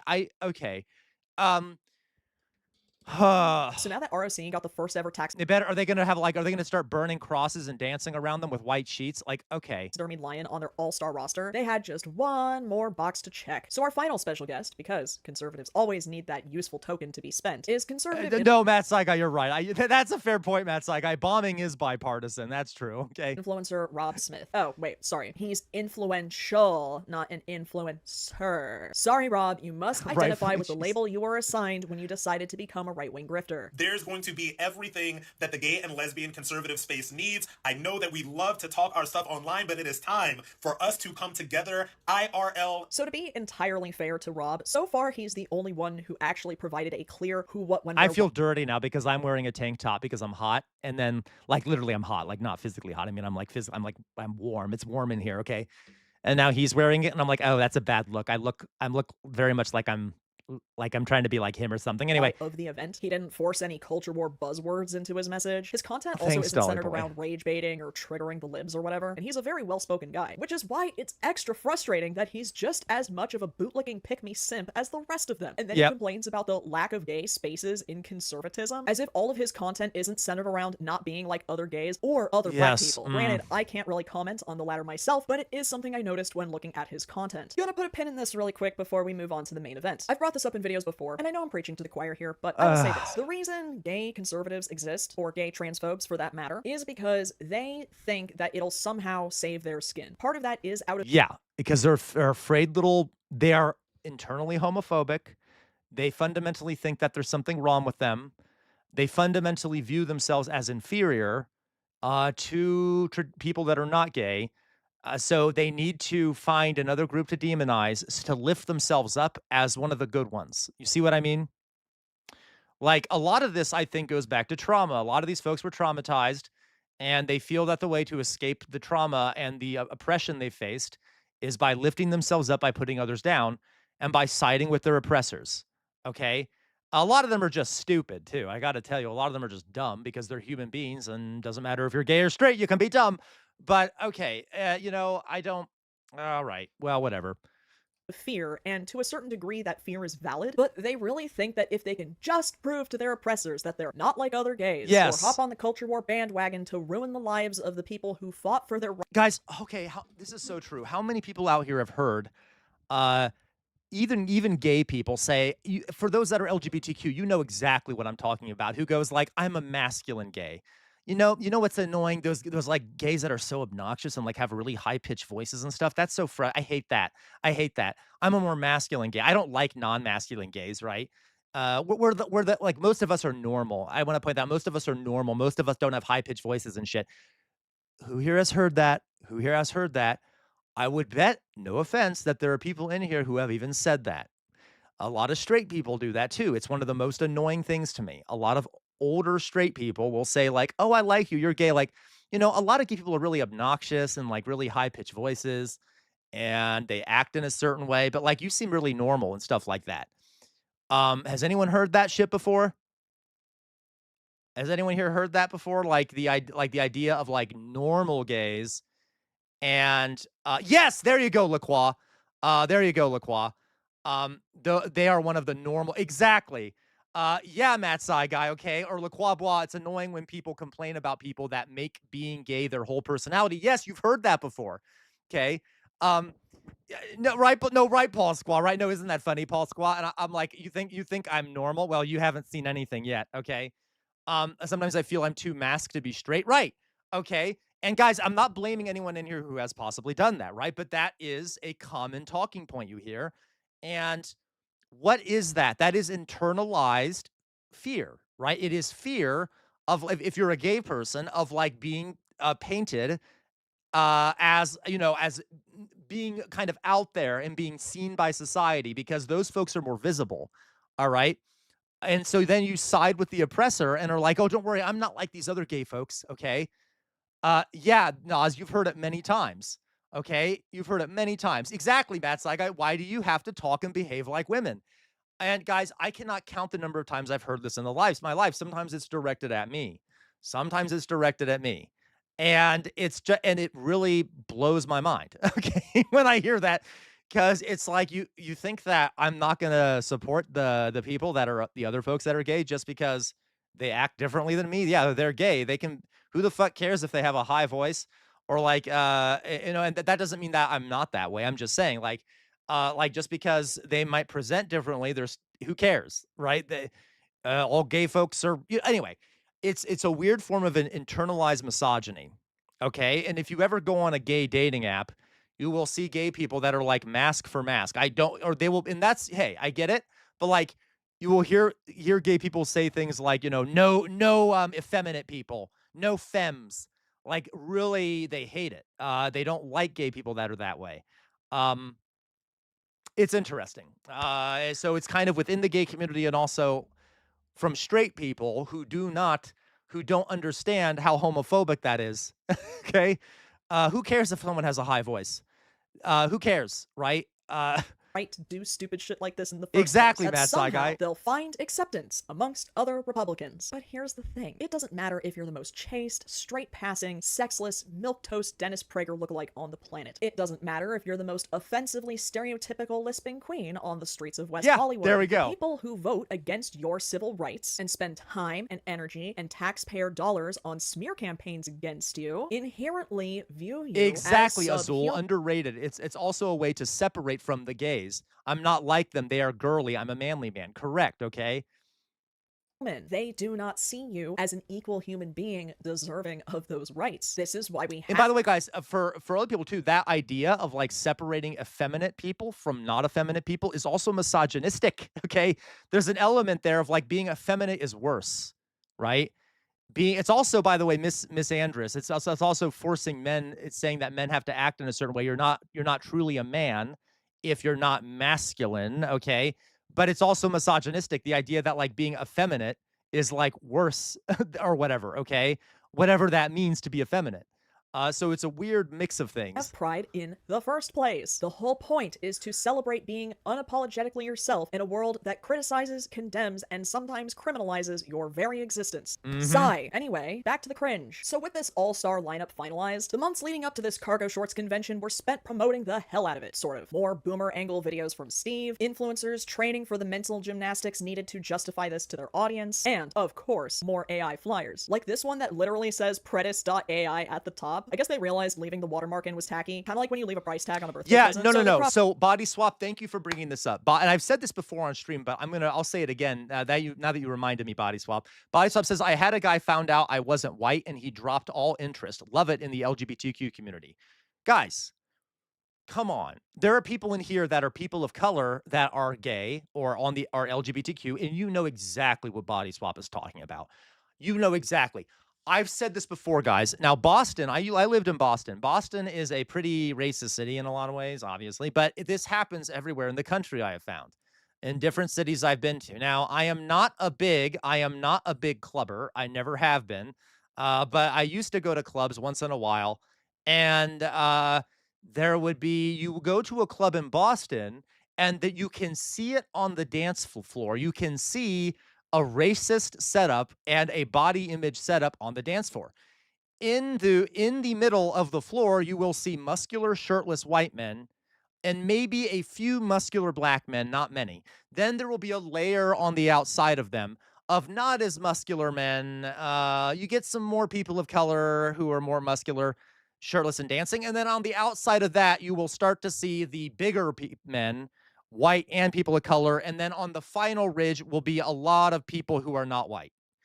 And it's like a weird, and it's not like set up that way. It's not like they're saying people of color need to stay on the outside and then white muscular people need to be in the center. It sort of happens naturally that the gay community differentiates itself like that. Okay? There's a reason why in a lot of cities in the United States that there will be black clubs that are for LGBT black folks, okay? And then there will be clubs where mainly white people go. It is, and this doesn't, and guys, by the way, it is different in different places. I have not been everywhere, but there are studies on this. There's a lot of segregation in the gay community and on even in gay dating apps. I think you guys know this. There will be people who are openly saying on their apps that are like, I only like white guys, or I only like black guys, or who are like, I only want an Asian boyfriend, okay, or will do not like black men as much as white men. There are black gay men who talk about how they could never, like, let's say you're this jacked black man, okay, and you're like this jacked black man, okay, you might never be able to actually get with another man who's like not jacked, unless you might have to kind of settle for if you're like into jacked men, because no jacked white guy is going to want to be with a jacked black man because that's viewed as lesser than, right? You see what I mean? I'm not sure how I'm phrasing this. There's a lot of racism and shit in the gay community, and a lot of the times that's true. There's also age-based stuff too, TJ, and fitness-based stuff. Yeah, Jay Williams, and guys, that doesn't happen everywhere. I want to point that out. I'm not trying to generalize, but yeah, and a lot of times, especially wealthy gay men, of which there are a lot. There are a lot of wealthy gay, or a lot of wealthy gay white men, think that because they're gay, they're somehow immune to this, right? They're somehow, well, we're a minority. We're not racist and stuff. We're not racist, right? Blah blah blah blah. But they're extremely classist and they're extremely racist, and it drives me insane. Okay? Because they're still white, so they still have a lot of those ideas in their head, and they think it suddenly how absolves them. And this, guys, happens in every community. I want to point that out. This isn't just a gay culture issue, but us LGBTQers need to work on that, right? And I'm sure a lot of us have met LGBTQers who are racist, okay, because they exist. All right. Yeah, as Lieutenant, there's a lot of be around those like me, and it's very easy to overlook if you aren't actively introspective. Correct, okay? That part out on the next one. Everyone knows what the logo looks like. Not a big deal that they cropped that out too. This one is my favorite, not just because of the polycule going on down here, but that both of these dudes and both of these chicks look exactly the same as the other, just with different hair. But with more and more eyes on the event, it eventually caught the attention of straight people, who felt excluded at the idea of exactly one thing not being for them. Now, they did respond by saying that the cruise is open to straight people, and believe it or not, I'm with them on that. I firmly believe in not excluding straight people from queer spaces because it is an incredibly slippery slope to do so. There are plenty of bisexual people in also, let's be honest, a lot of those straight people might not actually be straight and then quickly learn that they're not straight if they do go on a gay cruise. Straight relationships. There are straight and bi trans people. Maybe they're straight people who are invited to the gay club by their gay friends and they just want to have a good time, as long as they're yeah, exactly, Sylvie. It happens all the time. Even liberal gays will say shit like that, where they're like, well, I'm a normal gay. Respectful of the people and culture, and right, Matt understand that Saigai. they are in Guys, I'm stereotyping here. There are a lot of women who, straight cis women, who prefer going to gay clubs as opposed to a straight club, because they know they're less likely to be assaulted and things like that. I don't know if anyone's known that. I've had female friends who are, there you go, elevator lady, who much prefer going to gay clubs because they're like, they can just dance and have fun. They don't have to necessarily worry about being assaulted. It can still happen, obviously. But you know what I mean? Yeah, right? So, correct, Le Quabois. But what bothers me is that there will be gay men who get mad when there are straight women in their spaces. I can kind of understand that in some ways. For example, there was a group of women, there was a club near where I live in downtown Columbus, where there was a straight woman who had a wedding party, who like brought her whole wedding party to this gay club, and it basically became a fiasco and things like that. So, I mean, as long as you're not like invading a gay space and then making it a straight space, basically. But I'm okay with straight women coming to the club, right? Like, anyway, we also need to have solidarity with other oppressed peoples.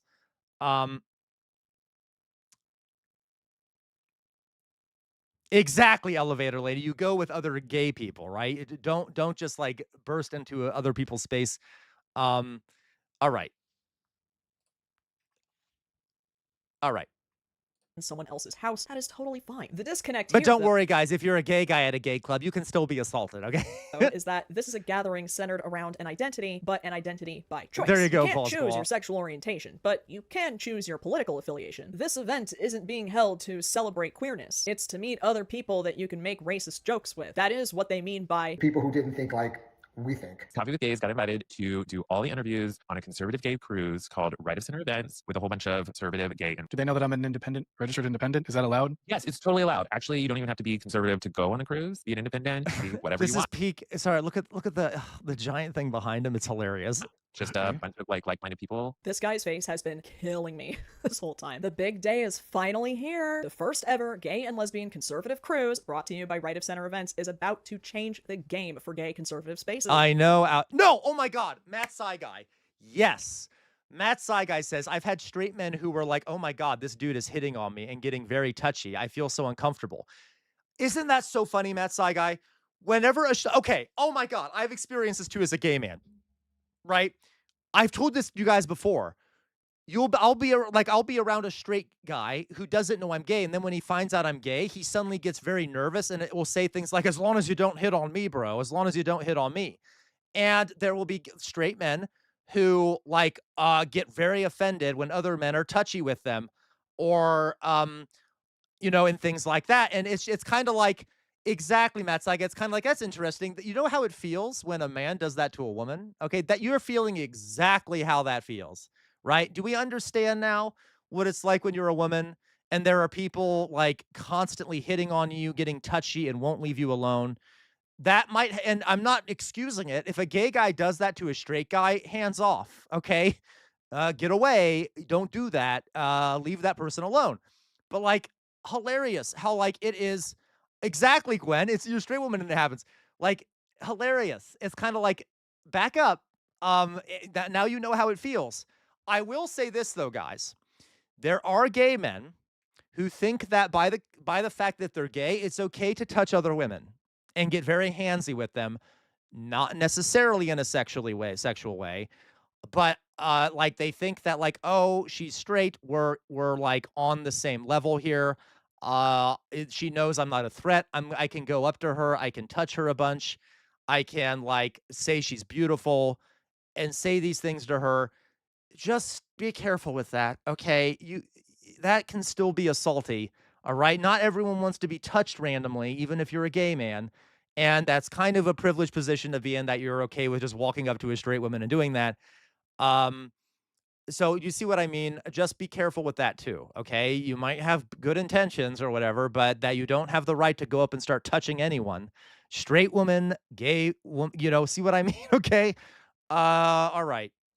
Maybe, just maybe, if they can wear more red hats and hold more flags and complain about trans people just a little bit more, they'll get those scraps of acceptance they've been pathetically begging for from their oppressors. My good bitches, get ready for the most fully clothed gay cruise in history. It's giving those dance party tents that the Catholic church near me would put on when I was a kid, and my friends and I would go to them, and we would pretend that we were at a rave and not just a couple of goth middle schoolers dancing to Low by Flo Rida. Boy, they're really... It's LaCroix. It's LaCroix. LaCroix was probably at a rave. Aren't a lot of videos of this on RSC's Instagram, are there? Okay, here's one. So this is supposed to be like an extra That's thing. amazing, Oz. Yeah, not every place is this way. Some gay communities are very inclusive, okay? That's on a catamaran? Is this the cruise's DLC? Oh my God. Look at this shit. I'm down with you all, but next time, please use a power catamaran. Sailboats are known in the boating world as blowboats and usually have liberals with them. All the non-gas and spending money nonsense. Blowing things? On my gay cruise? Spending money? In this economy you all voted for? Okay, I finally found a compilation on their page, so we're gonna do a live breakdown to avoid a music copyright. Alright, so we got a fisheye lens of the crowd. Here's another- wait.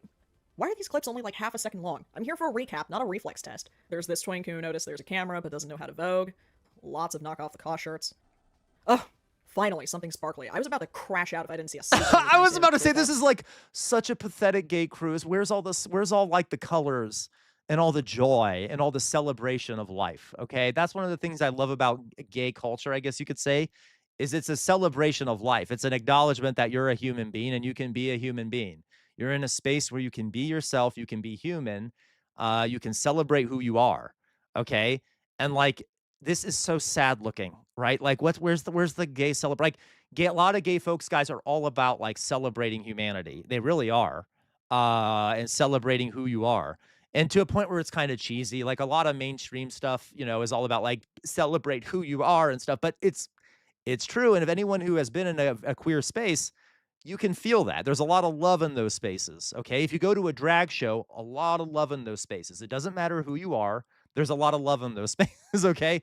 A lot of celebration. Now, not always, obviously, but you see what I mean. Okay. Jay Williams, imagine the smell, though. That's for sure. Dear God. Same glow stick video with someone's little village people cosplay. Good to see someone finally brought some culture to this Saltine Fest.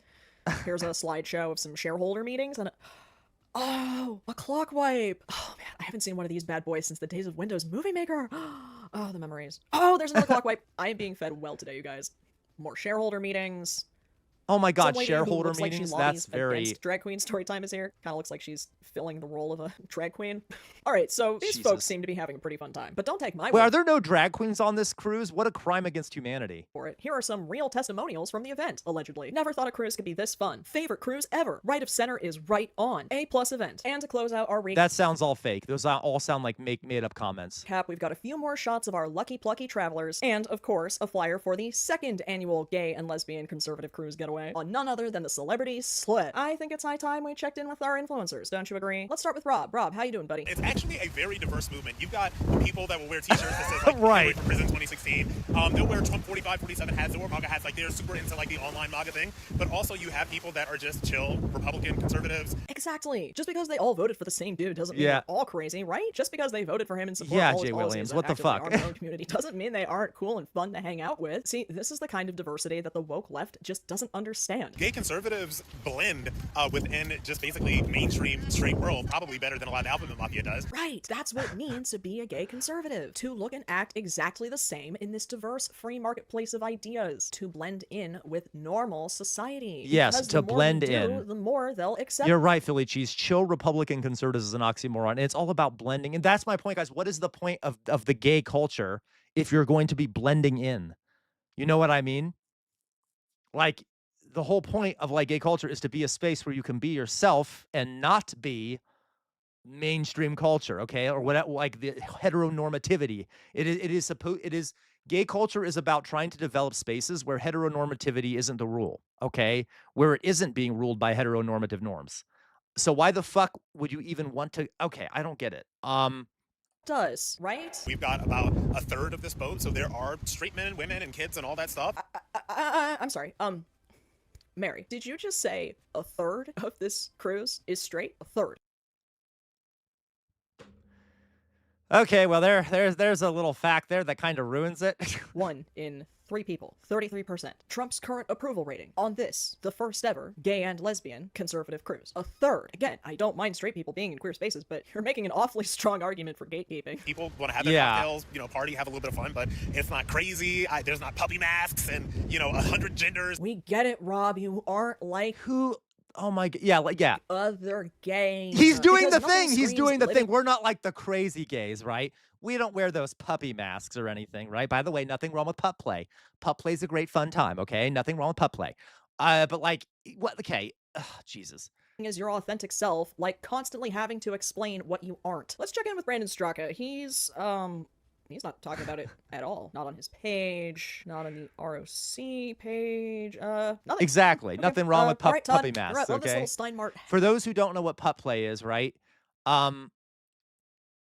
I want to be clear, guys. I'm not talking about like having sex with animals or anything, okay? Let me, 1 second. Give me a second here. Give me a second. I'm going to show you a picture, but I'm going to make sure it's something I can show on stream, okay?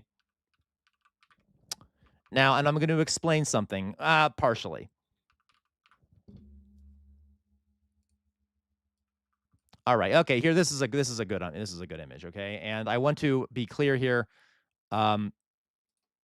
that I'm obviously not part of pup culture. So if I get something wrong, please correct me. If anyone here is part of pup culture, I don't want to speak for a group that I am not fully a part of, as in I might not know all the nuance here. Okay. So this is this is sort of a more conservative, I guess, image of these guys. So no, but well, I don't mean obviously Paul Squaw. Yeah, because I don't know much. I'm clearly not part of it because I don't know much about it. So please, for the pup folks out there, please, if I get something wrong, let me know. Okay. Um, so this is like, this is like a mask. And the idea here is, yeah, you kind of put on this mask and it kind of allows you, right? It allows you to sort of, um, be yourself. Okay. Like it sort of is an escape from, I don't want to say being human, but being like having to worry about social norms and things like that. You can just act on instinct and kind of be an innocent dog that doesn't have to worry about like the outside world that's like very cruel to you and cruel to you normally. Okay. And I know that I am not an expert on this. As I can said, it's obvious I'm not a pup play person because I don't know all the ins and out of this, but like, so forgive me if I'm being offensive here, but like, it's like it's completely innocent. It's just people being themselves, okay? And it's not like, there's not like, how is it? So I know people, and I know that folks in here are saying it's like, it's wild and things like that. Um, but like what, there's nothing wrong with it. What is wrong with this, right?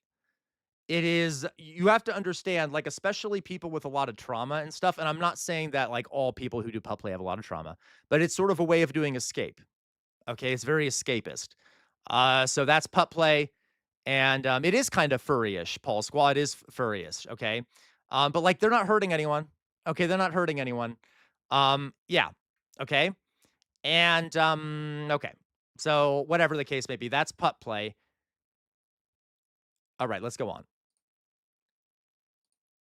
Yeah, it allows you to be silly in a similar way the internet and anonymity allows. Correct, okay? Yeah. But Sir Bart, see, Sir Bart, I fundamentally disagree with how you're framing that. You're saying dudes will do anything but go to therapy. No, I disagree. Okay, like there are a bunch of different ways of expressing sexuality that are perfectly healthy. This isn't hurting anyone. Straight people do things like this too. Straight people do things like BDSM. Okay, like having a dominatrix dressed up in leather and shit like that. Okay, and beating on each other. Like there are straight people do role play type things and stuff too. Straight people engage in furry stuff. Okay. That doesn't mean you need therapy. As a matter of fact, like it's just a way of, that's just how, like, it's just a way of expressing oneself. And it can be a lot of a lot of these sort of subcultures of gay life and things like that. Okay. Are, what's the term? They're forms of escapism, right? They're forms of escapism. Because when your sexuality has been demonized a whole bunch and things like that, it can be kind of liberating to take on another form. Okay. Does that make sense? Anyway, no one's getting hurt by this. All right. I always associate it with, it's definitely common with, straights too. Okay. Yeah. They're not hurting anyone. So just be aware of that. All right.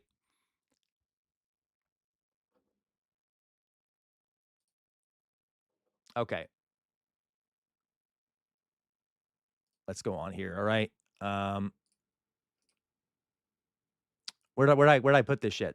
Oh, here we go. Hat moment going on here. And here's one of the fabled straight couples who attended IC. Yes, flip that hat, Diva. Get out, touch grass, and do shit with people that are like-minded. Anything else you want to add, Todd? What's your next video about? No, Reverend Barry, it is not. It's completely different things. I can't say that word line, but that is completely separate. Okay. All right. No, J-Mac, it's not. That's completely separate, okay? It can happen. Yeah, sometimes I can't go into this, but no, they're not intrinsically linked to each other. Does that make sense? All right. Okay. Yeah, that's what I thought. It's time we got some femme energy up in here. Let's check in with the Ariel, whose voice I wish was stolen by a drag queen. Lots of still shots of her and Rob and Melissa, and this other chick who's apparently another MAGA micro-influencer, but she wasn't invited as a special guest. This kid from The Sandlot goes by the Political Mixter, because nothing says gender critical like using non-binary honorifics in your Instagram handle. And her entire identity and personality is about how she's a tomboy, but not trans, because one is real and the other is. Paul Squall, that's hilarious. Oh my God, Paul Squall, I am into moon landing roleplay for sure. Get in some big spacesuits together, move real slow, pretend there's no gravity. Hilarious. TJ, I can never tell people. I know, TJ, I know. It's kind of hard, and sometimes it's frustrating, TJ, I got to tell you, especially when talking about a serious topic. Okay, yeah. And if you like dressing in boys' clothes and identify as a boy and want to live as a boy and feel trapped in a girl's body because you are a boy, that definitely means that you aren't a boy, because these women dress as boys but don't identify as boys, which means every single other person ever feels exactly the same way as them. Anyway, Political Mixter apparently likes to paint the trans flag on her face to prove that she isn't trans, and as a non-binary bottom, I would give anything to trade places with her in this picture. Back to Ariel. Here she is thinking she ate while sitting. I'm sorry, what are their pronouns? She says she's non-binary. I should stop calling her she. Is she a they? On a throne of deadwood and sandflies. Here she is with Melissa pointing at the meet and greet flyer, while Political Mixter is over here like, what the hell, man? How have you not picked me yet? Here she is with the local AARP chapter, and with all the other Mouseketeers looking like the life of the party at a Santa Clarita hoedown. Look, he's like the only black person there. I don't see any other black people in the entire room. He's definitely the token. Outfit that says, what do you mean you're kicking me out of Saddle Ranch? But it's about time we checked in if Birkenstocks were a person. No, those are actually climate conscious and comfortable, whereas Melissa loves destroying the planet with generative AI and makes me extremely uncomfortable. Aren't you embarrassed? Again, be who you want to be, vote for who you want to vote for, but Melissa, honey, sweet, precious baby girl princess, aren't you embarrassed? Why call it the gay conservative cruise? Well, because for us normal gays... There it is again. Us normal gays. Because there's nothing abnormal about posting this AI picture of you that looks like how John Fetterman sees himself. What are you guys talking about? You're talking about Israeli flags? Were there a bunch of Israeli flags somewhere? In the mirror, or this AI picture of Trump parting the Strait of Hormuz, or oh my god, hilarious, or all the peptide chilling you do, or the fact that you voted for a and Zoran stream. Oh, everyone's talking about Zoran. Great, thanks guys, thanks. To be the president 3 times in a row, and you stand by it. All very cool and very normal. Wait, that's true, Jay Williams. There'd probably be more spice in the food, to be honest. John McNaughton painting behind you. I don't even consider myself conservative. So then what, pray tell? Guys, can you okay, that's actually a funny joke that Jay Williams makes. Can you imagine the buffet on this cruise? Oh my god, it'd have the most boring food imaginable. Oh my god, it'd be like boiled chicken, mashed potatoes with a little bit of gravy. It would be like, I don't know, a bowl of apples. Like what we need, like this such a boring food selection on the cruise, I'm sure. Okay. They might like mix it up a little bit and have like, I don't know, some hot Cheetos or something, but like I don't all right. What were you doing on the gay and lesbian conservative cruise, Melissa? My favorite part of this was all the coleslaw and hamburgers. Jesus Christ, can we like mix it up a bit? Couples that we met on the boat were openly telling us like, this is the best cruise we've ever been on. You guys are so cool. Yeah. You're nothing like what the media says you are, and that's what we want to get away from. We want to just totally live no, and not that's to me, Jonas. That is not controversial. I agree. Okay, and be included. Oh yeah, mashed potatoes and cold iced tea. Yeah, I could tell you wanted to be included. There are quite a few women out there who dress like guys, except they're tomboys, not trans. Are you a tomboy? I am very much a tomboy. Not butch. Oh my god, they're literally okay. Tomboys. It's also a term that's been proven to be rooted in upper class whiteness. Yeah, Paul Squall. That's another story for another day. Are you trans? No, I ain't trans. Guys, you hear this all the fucking time, okay? Like you ask someone if they're not all the time, but like sometimes gay people will be offended if they're asked if they're trans, and I'm like, you should, guys, everyone do what I do, okay? If someone asks me if I'm trans, I say, unfortunately, I'm just cis, okay? I am not one of the superior beings that are trans folks, okay? Because trans people, as I've said before multiple times, guys, in the stream, are a higher form of organism than cis people. They are the next stage of evolution. We can only hope to ever achieve their greatness, okay? We are not but slugs compared to trans people. We should be honored that they even show their faces in the society we've created for them because of how badly they're treated, and they are awesome. So yeah, don't okay. Anyway, yeah. They have trans people have defeated the gender gods. They are willing to move beyond the biological sex that they were assigned at birth. They are the next stage of human evolution. Okay. Cis women policing each other's gender expression is cherry on top. Correct. Okay. Hey, there you go, TJ. I guess you could say pup play folks too are also kind of a stage in human evolution, right? It's opening oneself up to other experiences, etc. Moving on from established norms. Okay. Little butch princesses, you couldn't possibly have a different life experience than us. There are also, and you ladies might want to sit down for this one, tomboy straight women. Crazy, I know. It's almost as if the way one dresses doesn't necessarily dictate their gender or sexuality, because we don't live in the 1500s anymore, and you should, you know, mind your own business. Here's Melissa and her waifu in what should be a really cute picture. It's so sad because on their own, without knowing anything about them, like if you just saw them out and about, they're actually an adorable couple. And for as much as I rip on them, I'm glad they have each other. Then there's this picture, and I'm kind of obsessed with this couple that she's with. So first of all, we have all seen these two divas. They've been together since the Clinton administration. They're first in the Fast Pass line at Disneyland. I call them lanyard gays. Secondly, at first I thought they all took a picture together because they were all wearing Trump glazing Tommy Bahama shirts, but it's actually both their faces on them, and they're surrounded by the flag and the eagle. Okay, fellow Homelanders. And they say 250 years of freedom, and they match, and I... How could a gay person be celebrating the United States, say that they had 250 years of freedom? Hilarious to me. There you go. Yeah, lanyard gays. Exactly. All right. There you go, J-Mac. You said you watched a video on Vice or something about this puppy play girl. Yeah, there's also women who do it. Like, I want to be clear, like, pup play is not just gay people. It's also straight people. A lot of people do it. Yeah, me too, TJ. Slay. And that's mostly it. There really aren't that many more pictures from the event. Of course, aside from Philly some group cheese. photos on Steve Harris's website. There was only one more compilation video I could find, and it wasn't on ROC's page, but a collaborative post between Snap, Crackle, and Pop here. Thankfully, this post broke the containment of their usual audience, so I've done enough talking. I'm gonna let the comments take the wheel for a little bit. I don't know how you managed to make a gay cruise look boring and suffocating, but you did it. This is just the Navy. Damn, everybody chopped. Cruise so white, I'm wondering if it comes with complimentary white hoods too. Rooting for the iceberg. This made me want to double down and dye my hair blue. Nightmare blunt rotation. Not a single baddie is spotted. Mac in that one episode of Always Sunny. Absolutely no strap game. Half of Congress probably on that cruise. I'd rather shit in my hands and clap. Don't even lie, this is a Michael's Arts and Crafts Managers Only meetup. Only non-white person in this video was the staff. I'm putting a curse on all of you. So, according to the Right of Center website, the first ever gay conservative cruise boasted Interesting, J-Mac. Quote, over 300 amazing common sense men and women from all over the US and Europe, because remember, only white continents allowed, and the US is an entire continent, apparently. ROC currently has two more self-hating cruises on deck, pun fully intended, an 11-day Mediterranean trip this summer, and another celebrity select cruise out of Fort Lauderdale next spring. And all I can think of is a recent episode of The Boys, which I watched the night before writing this part of the script. And I won't spoil it in case you haven't seen it, but let's just say it paints a really tragic portrait of a character who knows right from wrong deep down and is given every opportunity by everyone. I don't want spoilers. I know. Okay, she's going to give me a spoiler. I haven't finished The Boys. You know what? Let's stop it there. We're almost to the end. Okay, you know what? We'll stop it there. If you guys want to watch the rest of it, you can. There's only a few minutes left, but to help get her some views, if you want to watch the rest of it, we can. We can do that. Okay. Is it true? I haven't seen the ending yet. I need to see the ending, but that was good. That was very good. Thank you for sending that to us. There, Paul Squaw, thank you very much. Here, I'm gonna send it here.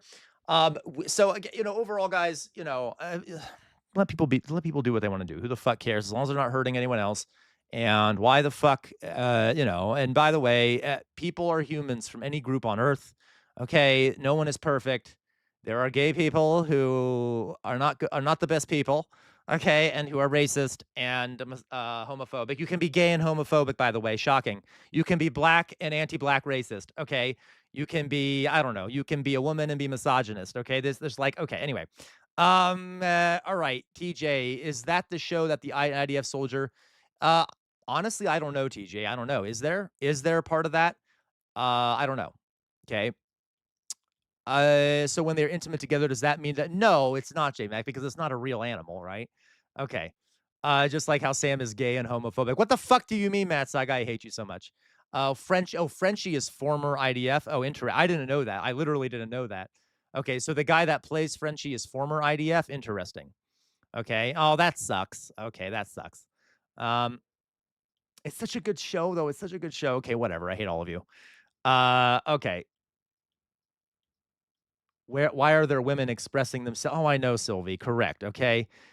All right. So, guys, of course, Oxpecker, you can be a woman who's so racist that she doesn't care if she's aligning with the Messiah. Of course, Oxpecker. By the way, there are feminists out there who are very racist. And then, okay. So, like, you can even be a feminist, or you can be, like, a gay person that's against discrimination against gay people who is also a racist. Right? Obviously, but you all know this, okay? So, like, all right. Moving on here. So, I know. Yeah, there you go, TJ, right? Okay. So let's see here. I wanted to, now let's watch one more here. This was sent to, are you serious? The Frenchy actor said he was involved in kidnapping and violating Palestinian rights. God damn it. Why do all my shows have to be ruined by you people? I swear to God, you're right. You're fucking right. All you people out there ruining the shows for me. Okay. Damn it. Okay, let's go here. So Jay Williams sent us something. Let's watch the Jay Williams thing before I go. This is sent to us by Jay Williams. So now you've listed. It is support Trump's Iran war, sign up for the military. Okay. This will be fun. Now we saw this. This is a we've watched The Good Liars before, guys. This is about they went to that, what is it, that Christian rally or whatever the fuck happened in D.C. where there was like a prayer day, I think it was. Is this the prayer day thing? Okay. This is like the prayer day shit, where they went to this prayer day in D.C. And who says I don't already, Philly cheese? And, okay, we'll just watch. Fuck, we're going to see some insanity, whatever. Enlisted in the military, you're going to go to Iran and fight. This isn't the prayer day one, Jay Williams? Okay, well, it's just him interviewing lunatics in D.C., okay? It'll still be fun, right? I'm going to go to Iran and fight the war. I don't know how to do that. I'm not trained for that. Well, no, you'll go into basic training. Oh, this is good. Do you remember that military? Okay, I'm sorry. Do you guys remember the military parade Trump had in D.C.? And it, like, everyone was screaming about how fascist it was going to be and shit, which I don't blame them. I thought it was going to be super fascist. And it ended up being this pathetic little parade where, like, the troops were waving at people and everyone was like, hi, hi. And there was, like, one tank that, like, it was so funny on multiple levels because, like, it was authoritarian on one end, and on the other end, it was also pathetic, and they couldn't even, because the Trump administration is incompetent, so they couldn't even do authoritarianism correctly. And it was so funny. Yeah, the squeaky tank, and they weren't even, like, the guys that were marching didn't even march together in time. They were, like, kind of just walking along and, like, waving, and it was so funny. It was like friendly fascism, but, like, incompetent friendly fascism. Anyway, yeah, and then like you got the Chinese military parade where everyone's marching in lines and stuff. It's just so reflective of the United States, okay? So here in Washington, D.C., and there are a lot of Trump supporters here. And we have a little petition here of sorts where you can sign up and support Donald Trump's operation in Iran. But if you read the outer signal, they did. There were reports, by the way, that the troops did that on purpose, like to kind of try and, it might have been a propaganda move, actually, like they were allowed to do it so it didn't look as scary. Yeah, okay. Fine print, you'll be signing up for the Army here. What better way to support military intervention than joining the Army? We'll see if we can get people to join the Army today for Trump's war. Hey guys, trying to get people to sign if they support Donald Trump's operation in Iran. Do you support? I do, but I already do it online. Yeah. I do it online. Well, if you just sign here, you'll be showing the ultimate support by doing it this way. All right. Sign me, Kathy. Yeah, Jonas. Exactly. Yeah, because it's like he's going to war. It's created. It costs a lot. It costs $26 billion at least at this point. Yeah. But can I just say, like, this is what I mean by we're a lunatic country. I mean, I know it might be hard for people to understand this or whatever. What's BMQ? What's that, Sir Bart? But, like, she is literally, without question, be like, oh, sure, I gladly support Trump's illegal war of aggression against Iran and the murder of children and the bombing of civilians and the destruction of a whole civilization. She's like, sure, here we go. Yes, please. Okay, like, all right. Oh, gotcha, Sir Bart. Like, without question, no, not even a pause, not even like, oh, maybe that's immoral or wrong. Okay, yeah, no, I support the dictator and his murderous war of aggression against fellow human beings. Okay?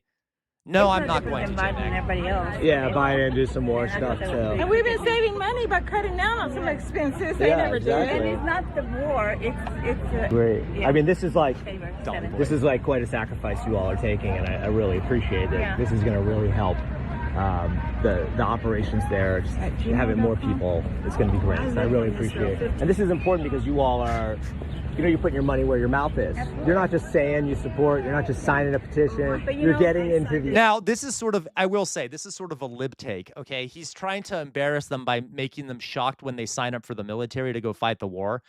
So this is kind of like a weird pro-America, I don't want to say it's pro-America military thing, kind of like, oh, well, if you want to fight the war, if you think we should be at war, then you should go fight the war. I get it. It's good. I'm just saying, I wish it was framed as, you're pro-murdering people overseas, okay? You're pro-mass slaughter. But I bet because of a lot of Americans don't care much about that, it's more like we have to, we have to make it, embarrass them by saying, well, if you want a war, why don't you go fight it? Maybe we shouldn't be at war. Action exactly. And you know what? That's okay. Like I said, it's not the Iranian war that's causing the prices of gas to go up. It's the oil companies gouging the prices and using that for excuse. And people believe the lies. Right. So she's saying that the gas price is going up not because of the war Trump started, because of the gas companies. I mean, that's partially true, but we know, okay, I mean, whatever. Unfortunately, AI has really messed things up. So you all support the operation? Hey, Mayflower. You're going to support it? I support President Trump. Okay. Yeah, I do. And his intellect. And we pray for him every day. We do. Pray that God gives him wisdom. Guys, I just realized the YouTube isn't appearing on the screen anymore. I can see all your comments on my screen, so forgive me. But they're not showing up in the main chat. That's okay. We're almost done, but I am reading your comments on YouTube, even if they're suddenly stopped appearing on the screen. All the founding fathers prayed and asked for wisdom from the Lord. That's why they have such beautiful writings. Right. It is not from man. Yeah. It's not. Oh, you think the founding fathers actually came from God? No. Oh, sorry. We just need to do... The history says that they prayed to God, yes. Don't worry, guys. It's not like America is a religious fundamentalist country with a death cultist who believe that... Guys... We literally just talked about King Nicholas.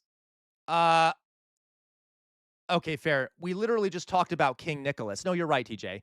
And how Tsar Nicholas, and how he believed he had a divine right to rule, and we're literally seeing that language in the United States. It is a bizarre thing that we have a bunch of right-wing cultists who believe that Donald Trump has the divine right to rule.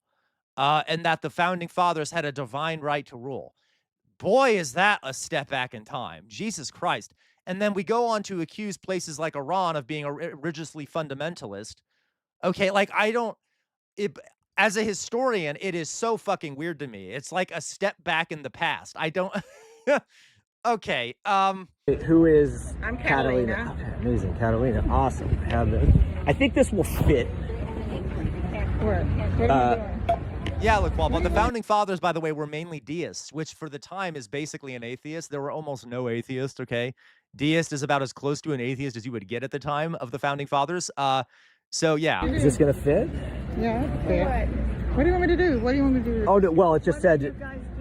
What did it say? By signing this, I hereby pledge that I solemnly swear or affirm that I will support and defend the Constitution of the United States against all enemies, foreign and domestic, that I will bear true faith and allegiance to the same, and that I will obey the orders of the President of the United States and orders of the officers appointed over me, according to regulations and the Uniform Code of Military Justice, so help me God. Oh, absolutely, Sylvie. But like the overall trend and the trend that was placed into the document was that there needs to be separation of church and state. You're right. Okay. So that's... So so now you've enlisted in the military. You're going to go to Iran and fight the war. I'm going to go to Iran and fight the war? I don't know how to do that. I'm not trained for that. Well, no, you'll go into basic training. I mean, that's just what you signed for. No, I'm not going to Iran to go fight a war. No, you said you support the Trump's operation. I support him. Yeah, I mean, it's all right here. No, you can't take it. No. Yeah, you can't take it. Thank you. But you signed up for the... No, but you signed up for the military. No, wow, she just stole that. Do you see that? Wow. Hilarious. She actually took it from him. Such pathetic people. No. They can have it. They're also dumb enough to think that that's how you sign up for the military. Like, she's probably actually worried that she just signed up for it because she doesn't understand how it works. Yeah, that's an assault, Matt. It's like she just stole that from him, like, and got it caught on camera. He could definitely. Yeah, that's battery. But okay. Yeah, right. Hilarious, Jay Williams. I don't want to go to Iran, but I'll let these stinking kids go. Such selfish. The MAGA people are some of the worst people on earth, okay? I don't understand this. I mean, that's what they signed. That's so confusing.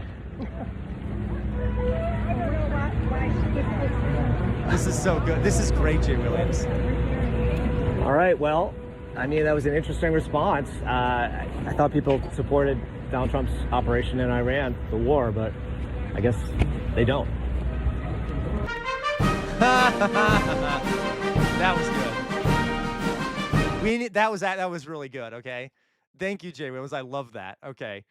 Yeah, okay. Folks always want to send other people's kids to die, right? They never want to go themselves. What really bothers me, guys, and I know I'm being ageist, is that the boomers are that way, are they not? Exactly. God bless you as they punch you in the face. Right. The boomers are always glad to send the young people to die for them and the country, right? Like boomers are always screaming about the need to go to war with Iran. You know, we need to get rid of Cuba. We need to get rid of Venezuela. They don't have to worry about it because they're often retired and they're old. They don't have to fight, but they have no problem voting for people who will send the young and to fight and die for them, right? I think the next time we have a war, anyone who voted for the people who started the war ought to be the ones who go to the war, okay? Hey, with the new age limit, they might be able to. That's true, Sir Bart. Yeah, because of the Cold War, Dolly Boy, the boomer generation in the U.S. are very militant, and they lived through all of America's regime changes and shit, like a lot of the worst ones. I mean, we're still doing that, but like they have lived through the Cold War and shit, so they're all like hyper America military is the best and can do nothing wrong. We're hyper propagandized too, and we're deeply afraid of the world. And American military never did anything wrong, and their parents were the ones who fought in World War II, so they still think like America is this Nazi fighting regime. Okay.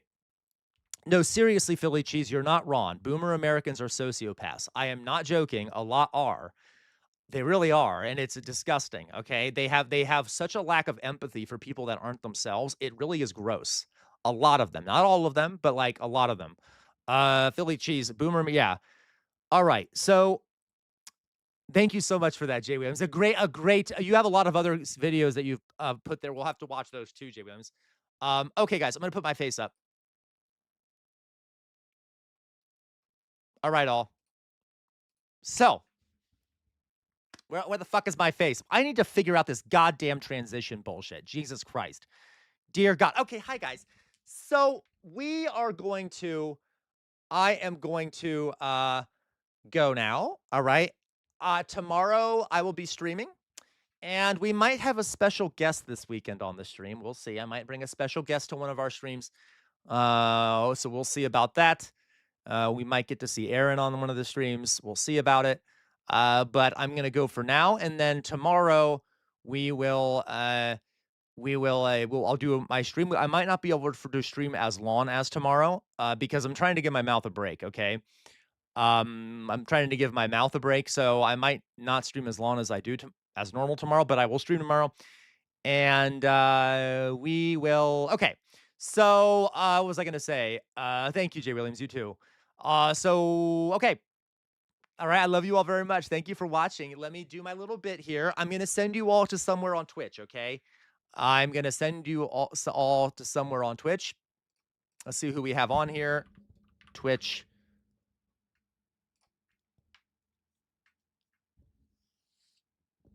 All right. Of course, LeQuabois, anytime, okay? Too easy. Oxpecker. Let's see here. Tina 2, Parkours, Breaky Time, The Surfs. By the way, you're never, ever, ever being sent to, you're never, ever being sent again to,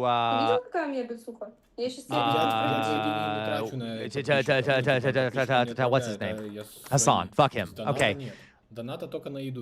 That is Russian. I'm not sending you to a Russian stream. Okay. Because I don't think many of you can speak Russian. I know I can't. All right. Does anyone have someone I could send you all to? Anyone have a suggestion? Anyone have a suggestion? All right. Sam is racist against Turks. What the fuck does that mean, Lacroix? I hate you so much. Okay.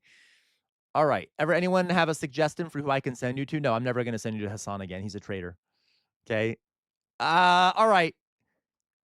let's do this. I'll send you to, since no one has a suggestion, I can send you to parkour.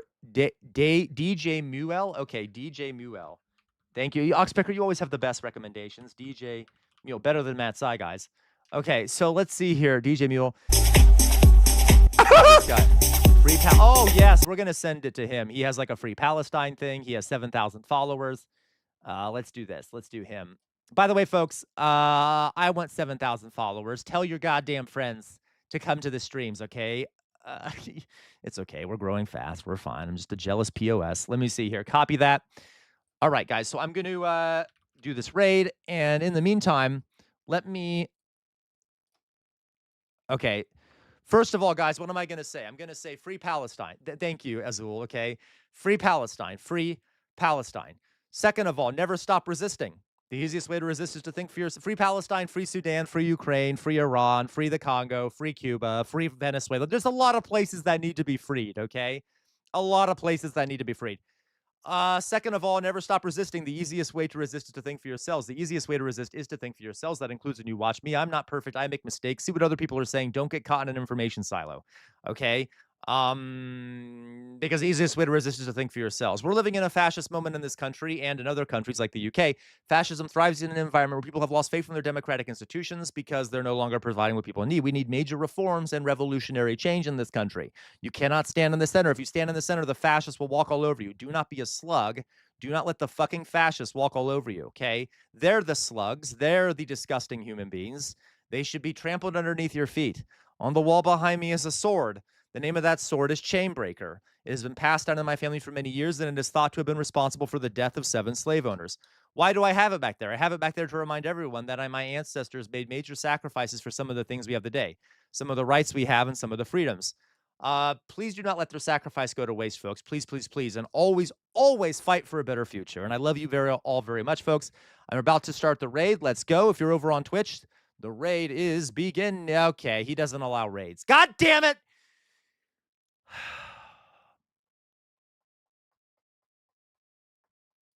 Okay. Except for gas, natural gas. That's fine, I guess. We could do, For Texas, it's usually about... we could do the surfs. Oh, let's introduce you to we can do the new... surfs. Someone else recommended the surfs. We'll do the surfs. Okay, we'll do the fucking surfs. Jesus, okay. What is it? Raid the surfs. Okay, raid. What's that? Argonian bum? Okay, fine. We'll try Argonian bum. All right. Everyone blame fucking Lacroix if the Argonian bum is a bad choice, okay? Because I'm not even going to look the person up because I'm lazy. Let's try this again. Okay, Argonian bum. Everyone join the Argonian bum raid, okay? Jesus Christ. By the way, Argonians are lizard people, right? Why would I want to... Okay, I'm not a big fan of Argonian bums because I'm racist against Argonians. Whatever, it's fine. Everyone ready? Everyone good? Bye-bye, Dolly Boy. I love you all very much. Everyone ready? No one else wants to join the raid? Okay, bye-bye. Have fun raiding. All right, why do I sound mean so when I say that? Okay, bye-bye, guys. I love you all very much. See you tomorrow. Join the Discord.